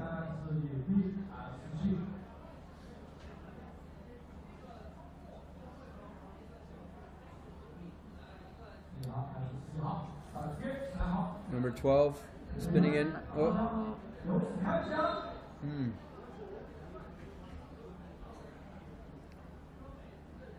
Correct me if I'm wrong, but it sounds like the MC out there too is using numbers, right? Probably. Understandably. I Yeah. mean, there are just... Oh, what a steal! Wow. A lazy inbounds pass. Number 11, Xishui. Brilliant. Oh, excuse me. Brilliant move, number 11. Quick steal. Oh, somebody's on the Ooh, ground. That looks like a collision or a can see what pulled happened there. muscle. I'm not sure, but Chen Dongnan Probably the a chance collision. to get it back. But a really good heads-up play from number 11 on Xishui earlier. He's got the ball now. Xishui, number 11 and number 5 on Xishui have really been the standout performers for their side. And there you go, another nice finish, a good layup, right-handed layup. And that is a mask of some sort in the stands. Might as well. If you can't dress up at a basketball game? We're dressed up. That's true. Well, speak for yourself. And look, we see some of the cheerleaders from Hey, earlier, touch your and you little can friends. see their destroyed basins. Those... It is totally flattened. That thing won't hold a drop of water. Won't be washing any vegetables or towels and that.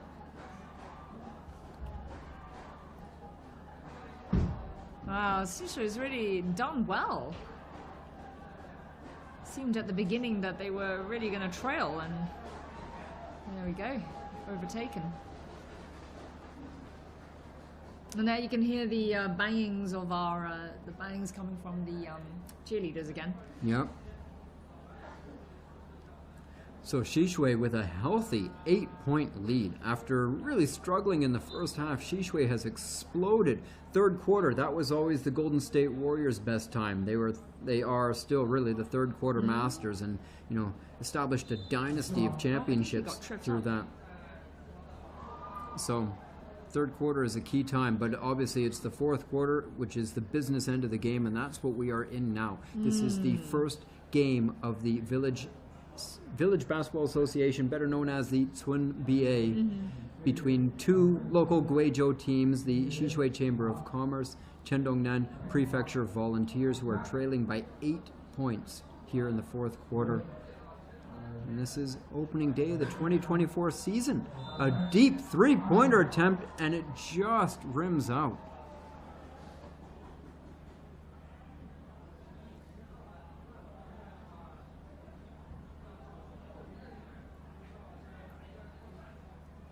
There's still time for Tiandongnan to come back. Missed that.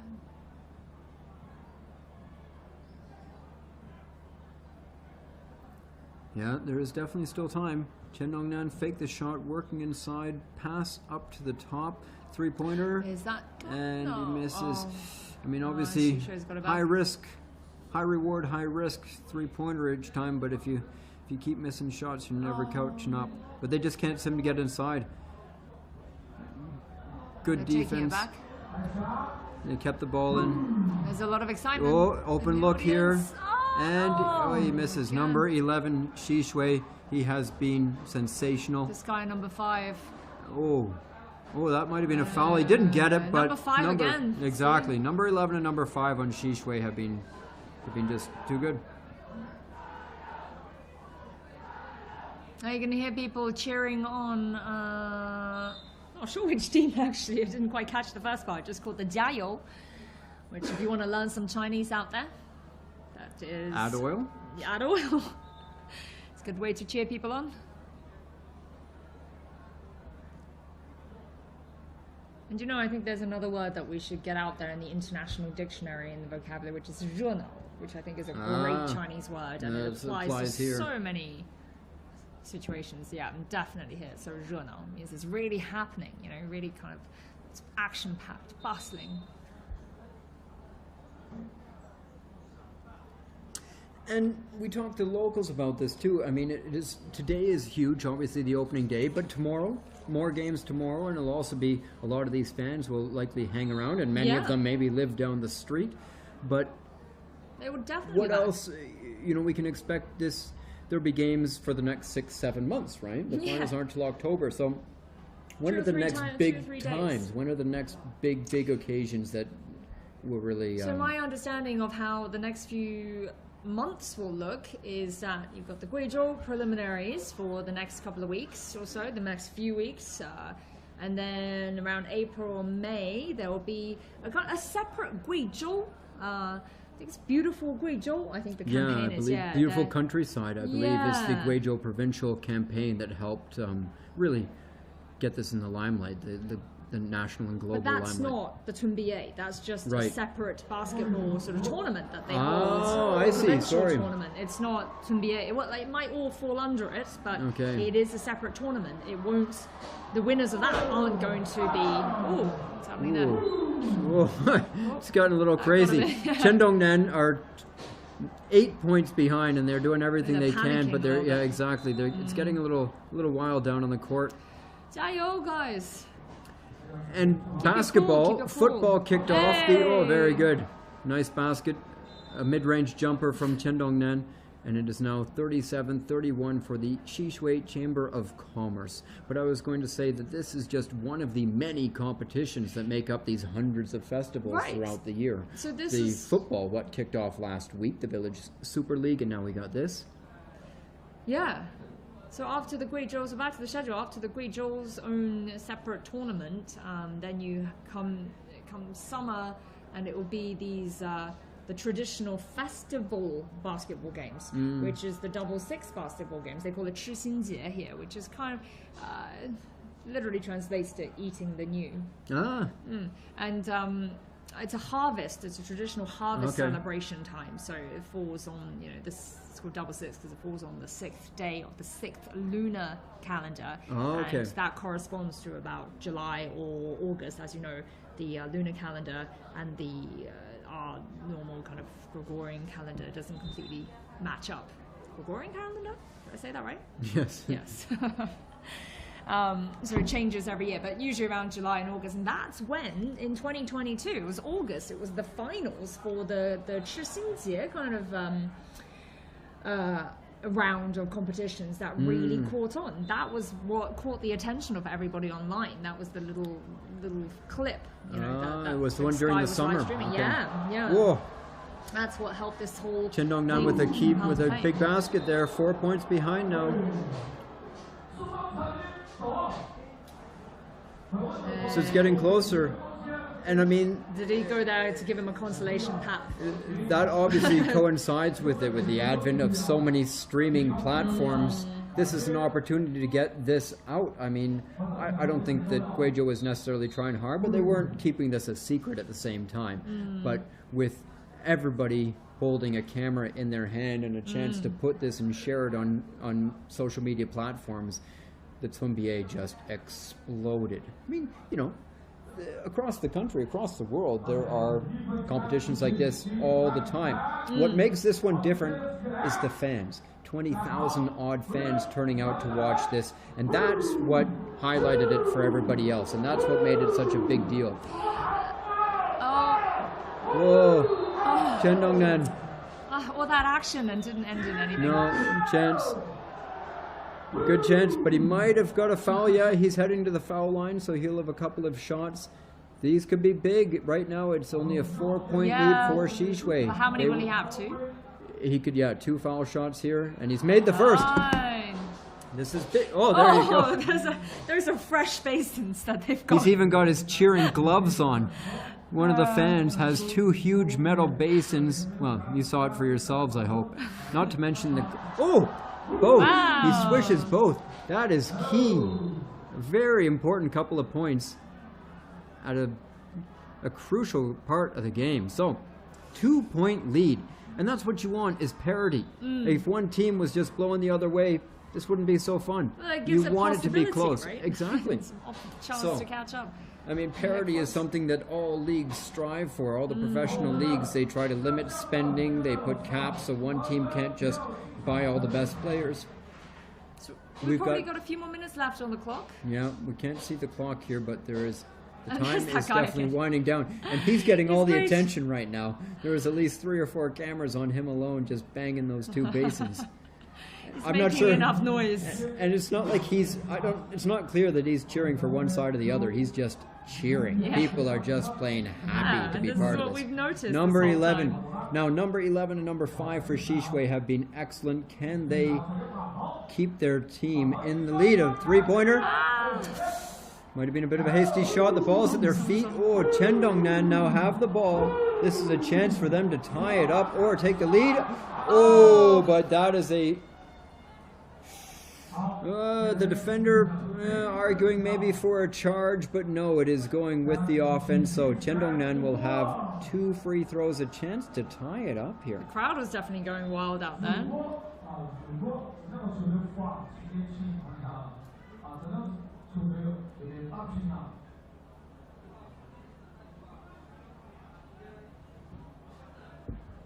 Two-point difference. So Xishui Chamber of Commerce there with 37. Jiandongnan Prefecture Volunteers 35. If he made that, there I am about to do some maths again. It's one. I'll let everyone figure that 1 out for point. themselves. So I'm not about to steal your job anytime soon. And both of them just bounced out so close. Oh! But a quick rebound. Tie game. Xishui taking it up. I don't know if they have overtime. There may be, FIBA rules dictates 5 minutes of overtime in the event of a tie after regular time, but I don't think they have. I'm not sure if they have it. Well, this is getting exciting, right? Last few minutes. Tie game. This could be anyone. This is too good. This is team. exactly what you want for your opening game, and this is it. 2024 NBA season starting with a bang. 37 all. So who are you betting on, Greg? I think Xishui. I've liked Xishui. I think number 5 or 11 is going to come through with a big basket for... Well, you know, Jiandongnan surprises, right? And they have surprised us. Well, they're the big prefecture team, and they've got 2 free throws right now to take the lead. They have been trailing for much of the game. Here is a chance. Oh, just missed. The pressure. This is it. This is what you dream of as a village basketball player, is the chance to step up for your team. How many minutes in this do you reckon last we've moment. got left? Like maybe 3 or 4 or 5 minutes? It's only 10 minutes a quarter, right? Yeah, we are... Maybe only a couple of minutes. Oh, and it's in! Wow. It is a 1-point lead. Forgive me if I'm not staring at you because the action is too intense down here. We are watching a feed, and we will tell you everything that's happening because Chen Dongnan has just taken a 1-point lead after trailing for, majority of this game. They are finally in the ascendancy, 1 point ahead. Xishui have... It's just, you can hear the excitement outside. What is going on? Is that Probably a up there. timeout? Are they taking it back? Who's got possession here? Chen Dongnan will have possession in Xishui's end. Jiandongnan. This is the perils of looking at the camera over the screen. Oh. And they've just turned it over themselves. Oh. The referees So are what's happening now? strict. Well, it's Back to- inbounds. back It's to Xishui. Xishui's ball. But I'm not sure the call there that made it. It's number 7 working it up. He's going to... traveling. Or is it a foul?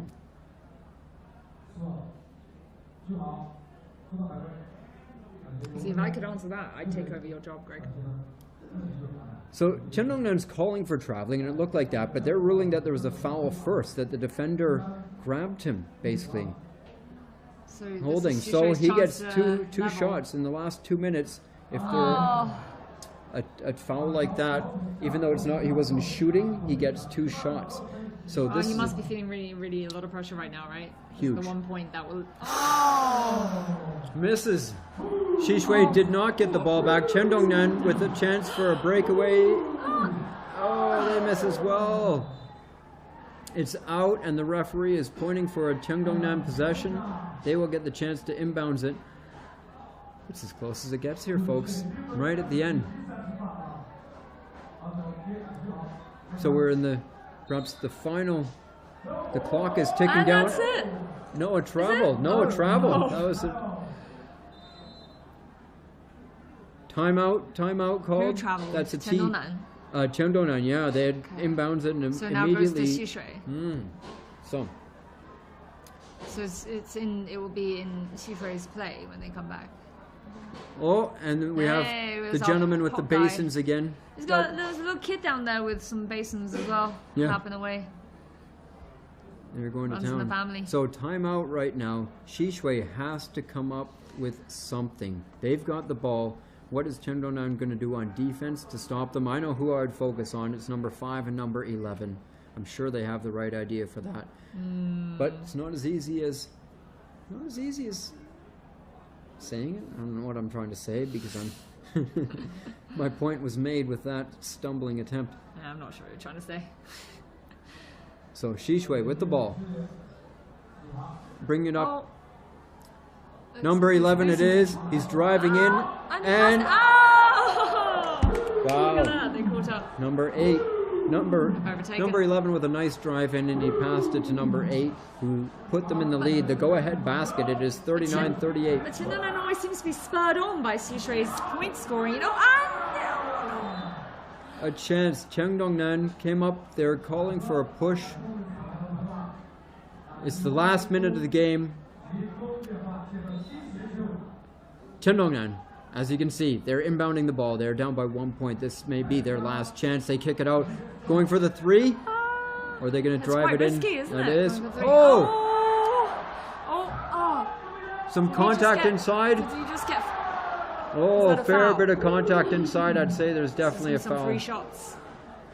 Chen Dongnan going to step up to the free throw line. Oh, so this is Chendonan's chance now. 15.8 to pull back. seconds left. 15.8. Where are you seeing that? They flashed the scoreboard a moment earlier. Wow. So the door to this room just opened and oh yeah! Wow. Does he have one more? Yes, He's got he one does, more. he So this could be the does. deciding. Is This- the free shots within the clock or is this? No, that would the Oh, clock okay, stopped okay, for okay. this. So we got another 15 seconds. Yeah. Did he get it in? I didn't see. No, I think he might have stepped over the line, folks. This is when you want to be outside and seeing this. That's right. right. Now. It's a timeout right now. Seconds to play. Now this happens a lot of basketball games, particularly the last 2 minutes can take 30 minutes to play sometimes. Teams will save their timeouts for this critical period. They want to go over strategies, settle down their players, and just, set up and get ready for it because this is it. 39 all. It does not. And what did you say? 15 seconds left on the clock. 15.8 seconds on the clock. Wow. Oh, sorry, it would be a bit less now because as soon as he took that second free throw, the clock would have started. So. But in 15 seconds, anything can happen, right? I mean, this is such a Oh yeah, fast action that can game. That can be an eternity. You can definitely, both teams could score yet again. And in football, it would pretty much be decided. It'll be over. Yeah, exactly. 15 seconds in football, you might call it last possession, last kick, but in basketball, because the clock will stop, you have a chance to score. Oh. Number 5's inbounding it. Number 11 number got it. 11. He's It's looking your for somebody favorite. in it. Number 8 inside. Oh, this is. Oh, he's wide open. Oh, it just misses. Xishui. Oh, huge pass up. Xishui hurled the ball forward. There is nobody there. Chen Dongnan with a big chance. What's happening? It is 39 all. Again, I am not sure, but we may find out if there is overtime or not. In FIBA international rules, you have 5 minutes of overtime if a game is tied. Chen Dongnan about to inbounds the ball. They're heaving it up the court. Last seconds. That was not going to go in. An attempt for a buzzer beater. We may be going to OT. Yes, it looks like it. Wow. So now they're just going to take shots until. No, Oh, this is just overtime. 5 This minutes is of actually extra game. 5 minutes. 5 minutes, yeah. 5 And then minutes if, of extra game. I mean, the chances are they're not going to be tied after 5 minutes, but if they are, well, then you could have double, triple overtime. Again, I'm not sure if they're going to follow all these rules because the schedule is a bit more strict here in Taipan than it may be in, the CBA or NBA, but Yeah, that's there's how so it many more typically games to works. follow. And sometimes you do. There was a CBA game recently that went to triple overtime. The Ningbo Rockets actually almost broke their 17-game losing streak, I think it was, and they lost in triple overtime. So that's Triple overtime. Triple overtime. So the Their third 18th loss in a row is heartbreaking for Ningbo, who have been Wow. just struggling. But how much did they lose by? I think it was about 5 points in the end. But they actually were ahead, and the other team made a couple of miraculous shots to to sort of tie it up and keep it going. This is great, though. I think this is what everyone wants, right? Absolutely, this is exciting. it. So we're back in the action. This is like, whether you understand basketball or not, this is the kind of exciting and fun part. That's what when you say, kind and yeah, a fair portion of Yeah. this crowd may not be basketball fans. What they are, they're fans of these village competitions. So they're coming out either cheering for their own or just watching this fantastic spectacle that takes place every year. Since 1936, basketball has been one of the games, one of the competitions within the hundreds in the festival. 1936, and they have not missed a year. So here we go. 5 minutes on the clock. Overtime in the first game. Chendongnan, after trailing for most of the game, tied it up. Xishui were ahead, but Chendongnan came back again near the end. Chendongnan led for the first quarter. They were definitely leading, right? Yeah, a Maybe little bit in the even first into quarter. The second quarter as well. And then, oh, that's right. Sorry, Yeah, you're right. Chendongnan Xishui had was the burst in the leading. third quarter.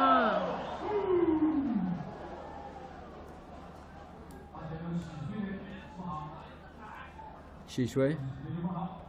First blood goes to Chendongnan, 41-39. Xishui turn it over. Fast break. Oh, they get it back. Oh! Open look.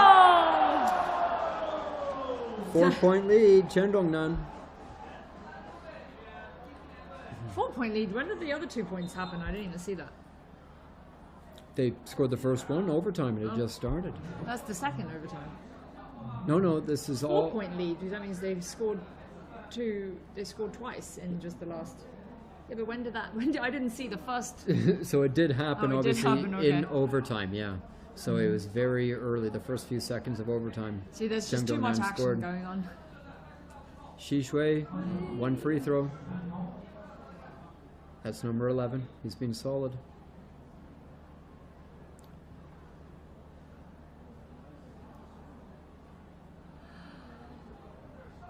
Oh, and it drops. Nice.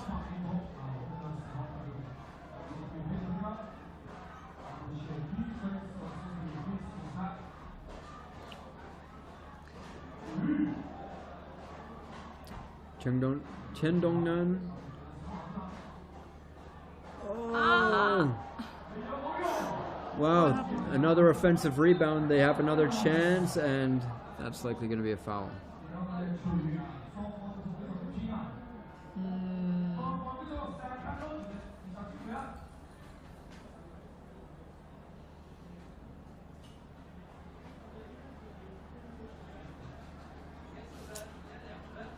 It's probably about 4 minutes or just under 4 minutes left. Nice Hey. shot. That's one free throw. And another one. Gets another one. Yep.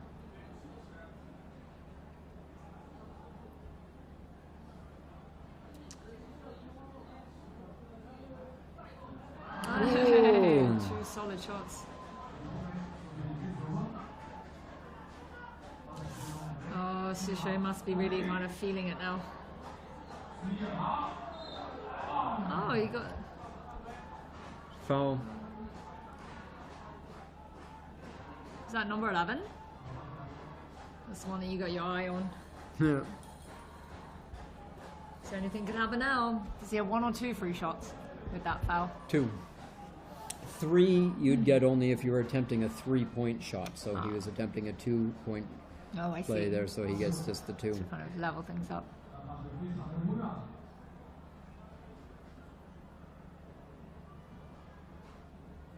So when do you get the 1 free shot?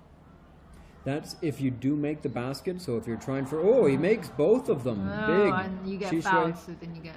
Yeah, so you get the 2 points plus a chance to make another one. So you get maximum of 3 for that. Now the same thing can be happen if you're shooting a 3-pointer and you make it. So you get 3 points plus another shot.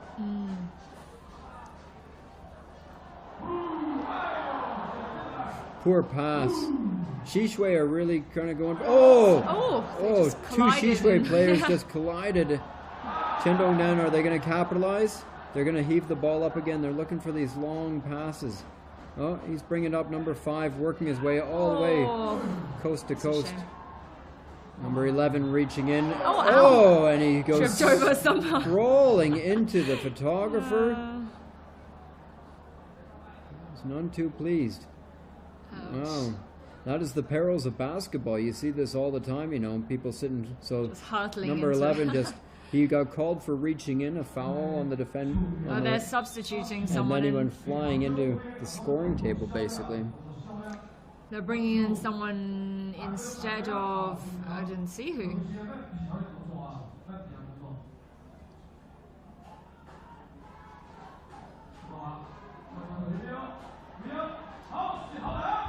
Sishui's chance again.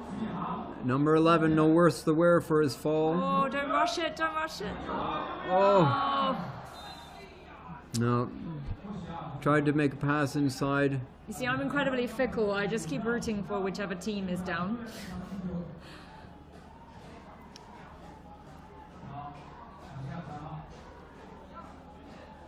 Chendongnan. Oh, a big basket. Wow. They have made some really key baskets. I don't know if the audience have a favorite team either, you know? Judging by what we hear and stuff, it's just that they're cheering for everyone. And cheering on everyone. The man with the pans is banging them regardless, yeah. Chendongnan, and he's in. Oh, look at that. Nice jump. This might be it. Yeah, 6-point lead now.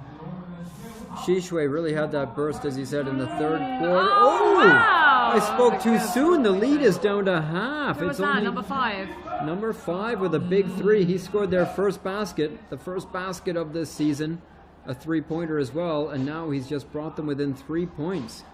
There can't be much more than 2 minutes left.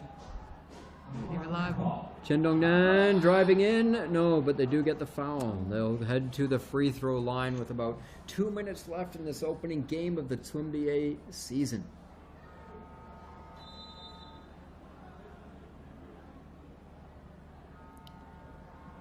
Time to regroup a little bit, chat with the coach, quick timeout. That's been pretty exciting, I have to say, for somebody who doesn't really watch It is not over basketball yet. much. It's all the more exciting because it is so tight.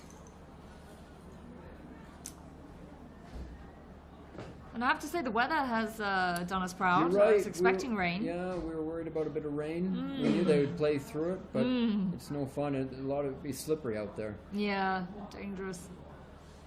And the audience too. I mean, we saw people with umbrellas out early in the day, but I think that was more to shield themselves from the sun than the rain. But I'm sure they've come equipped with raincoats. Nobody's budging.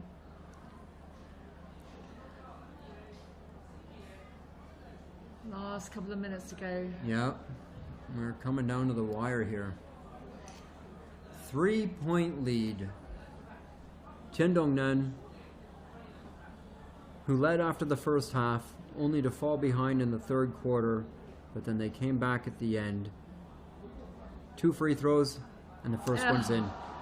That lead is now 4 points. That's big. That's big at this time. We saw Shishui, number 5, can hit the threes, but he's gonna. Oh, he makes both of them. Wow, nerves of steel on that lad from Chendongnan. Number 11 taking it up. He's gonna try his luck inside. He kicks it out to number 5. And he's And an air ball, but he's gonna get another chance. No, number 11 this time. Close, just off the rim. That looks like a foul. They're going to go back the other way. That looks like just family and friends sitting there on the court side. So because we're within the last 2 minutes, you should get 2 shots. Yeah.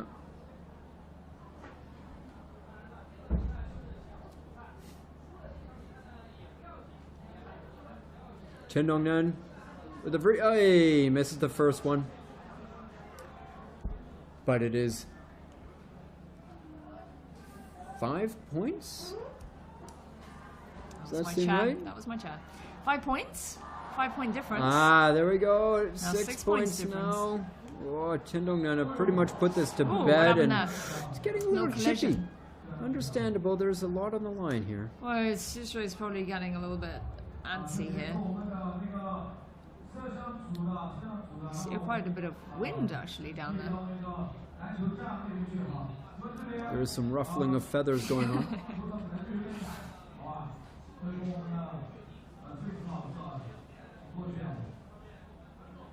So it is a 6-point lead. Chendongnan 52 to Xishui 46. Xishui at the line. I feel like this. What is the timing on that? Is that 42 seconds? That I saw on the time. Yes, you're right. 42.2. 42 oh.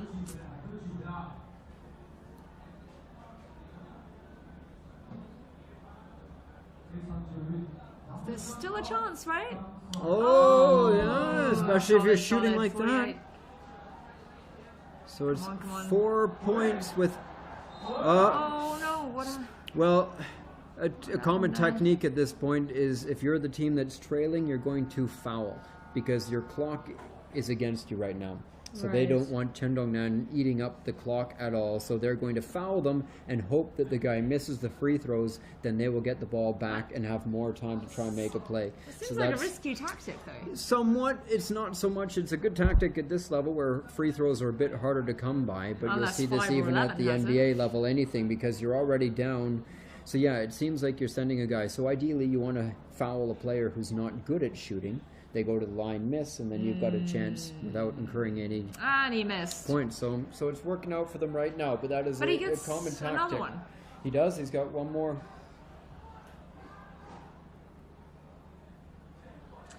So in this way, games can And really so- drag. But then Xishui missed that one. Or it just went out of bounds there. So Xishui is going to inbounds it. They have They're gonna bring it up to 35 the other end. seconds less, maybe 30 seconds here to make something happen. Chendongnan doesn't. Oh, a big steal. It's out of bounds, but still is a good defensive play. Just interrupt that flow. Number 5 must be feeling frustrated. He's done so much to will his team to win. Xishui? How many seconds do we have now? Half a minute? No. Less than 20. And a big miss and off a Xishui player. And he heaves it up. Chendongnan looking for a fast break, at least to avoid the foul. They're winding down the clock. Whoa. 4 seconds left. 4 seconds left. Oh, that's not going to be much time for anything, is there? Well, chance? folks, Oh, but there's this so much is as chance. tight as it Four gets. We've seen points. overtime in the first game of the 2024 Tsumbier season, and Chendongnan looks like they've got this. There's, 10 seconds left, and they've got 2 free throws. Whether they make these or not, they are smiling and laughing. Number 29. No pressure, but he still wants to look good. Number 29, can he make this? He does not. Xishui rebounded, but they are 4 points seconds. down. The last heave, and no. Wouldn't have mattered anyway. Oh, they're already hugging. Well done, Chendongnan, 52 to 48. They win the first game of the Guizhou region Tsumbier season. So we are 2 games into this momentous occasion. That is, the start of these games. We saw One formal game. into exactly. it. We saw an exhibition to start between 2 out-of-province teams, and now we saw the Guizhou guys go to battle. And it's been great. Fantastic. What more Yeah. could you ask for? Definitely, their game there definitely got the audience going pretty They did, wild. I mean- think people were pretty excited. One of the people that garnered the most attention was a man in the crowd with 2 basins, slamming them together. And my favorite part, he had gloves. So he came prepared, obviously. He's not going to work up any calluses, but he was slamming those pots together. His wife might have something to say if he tries to bring those home for her cooking, but But we have a little break now, and then we'll be coming back around 7:30. That is in about an hour and 10 minutes, and we'll be live streaming once again. And actually, once we're back, we're going to be seeing a lot more performances, get a little bit more of what we saw earlier during those intervals and those little break times. So a lot of ethnic minority performances to look forward to, and then 2 more games of the the night, so 2 all-star games. So do make sure to come back again in about an hour and a half. You're More watching, stuff ahead. yeah, you're watching again CGTN's coverage of the first Tsumbier game, first opening day of the Tsumbier season. Myself, Greg Lafredi. I'm Jiao Yang. We'll see you guys in a bit.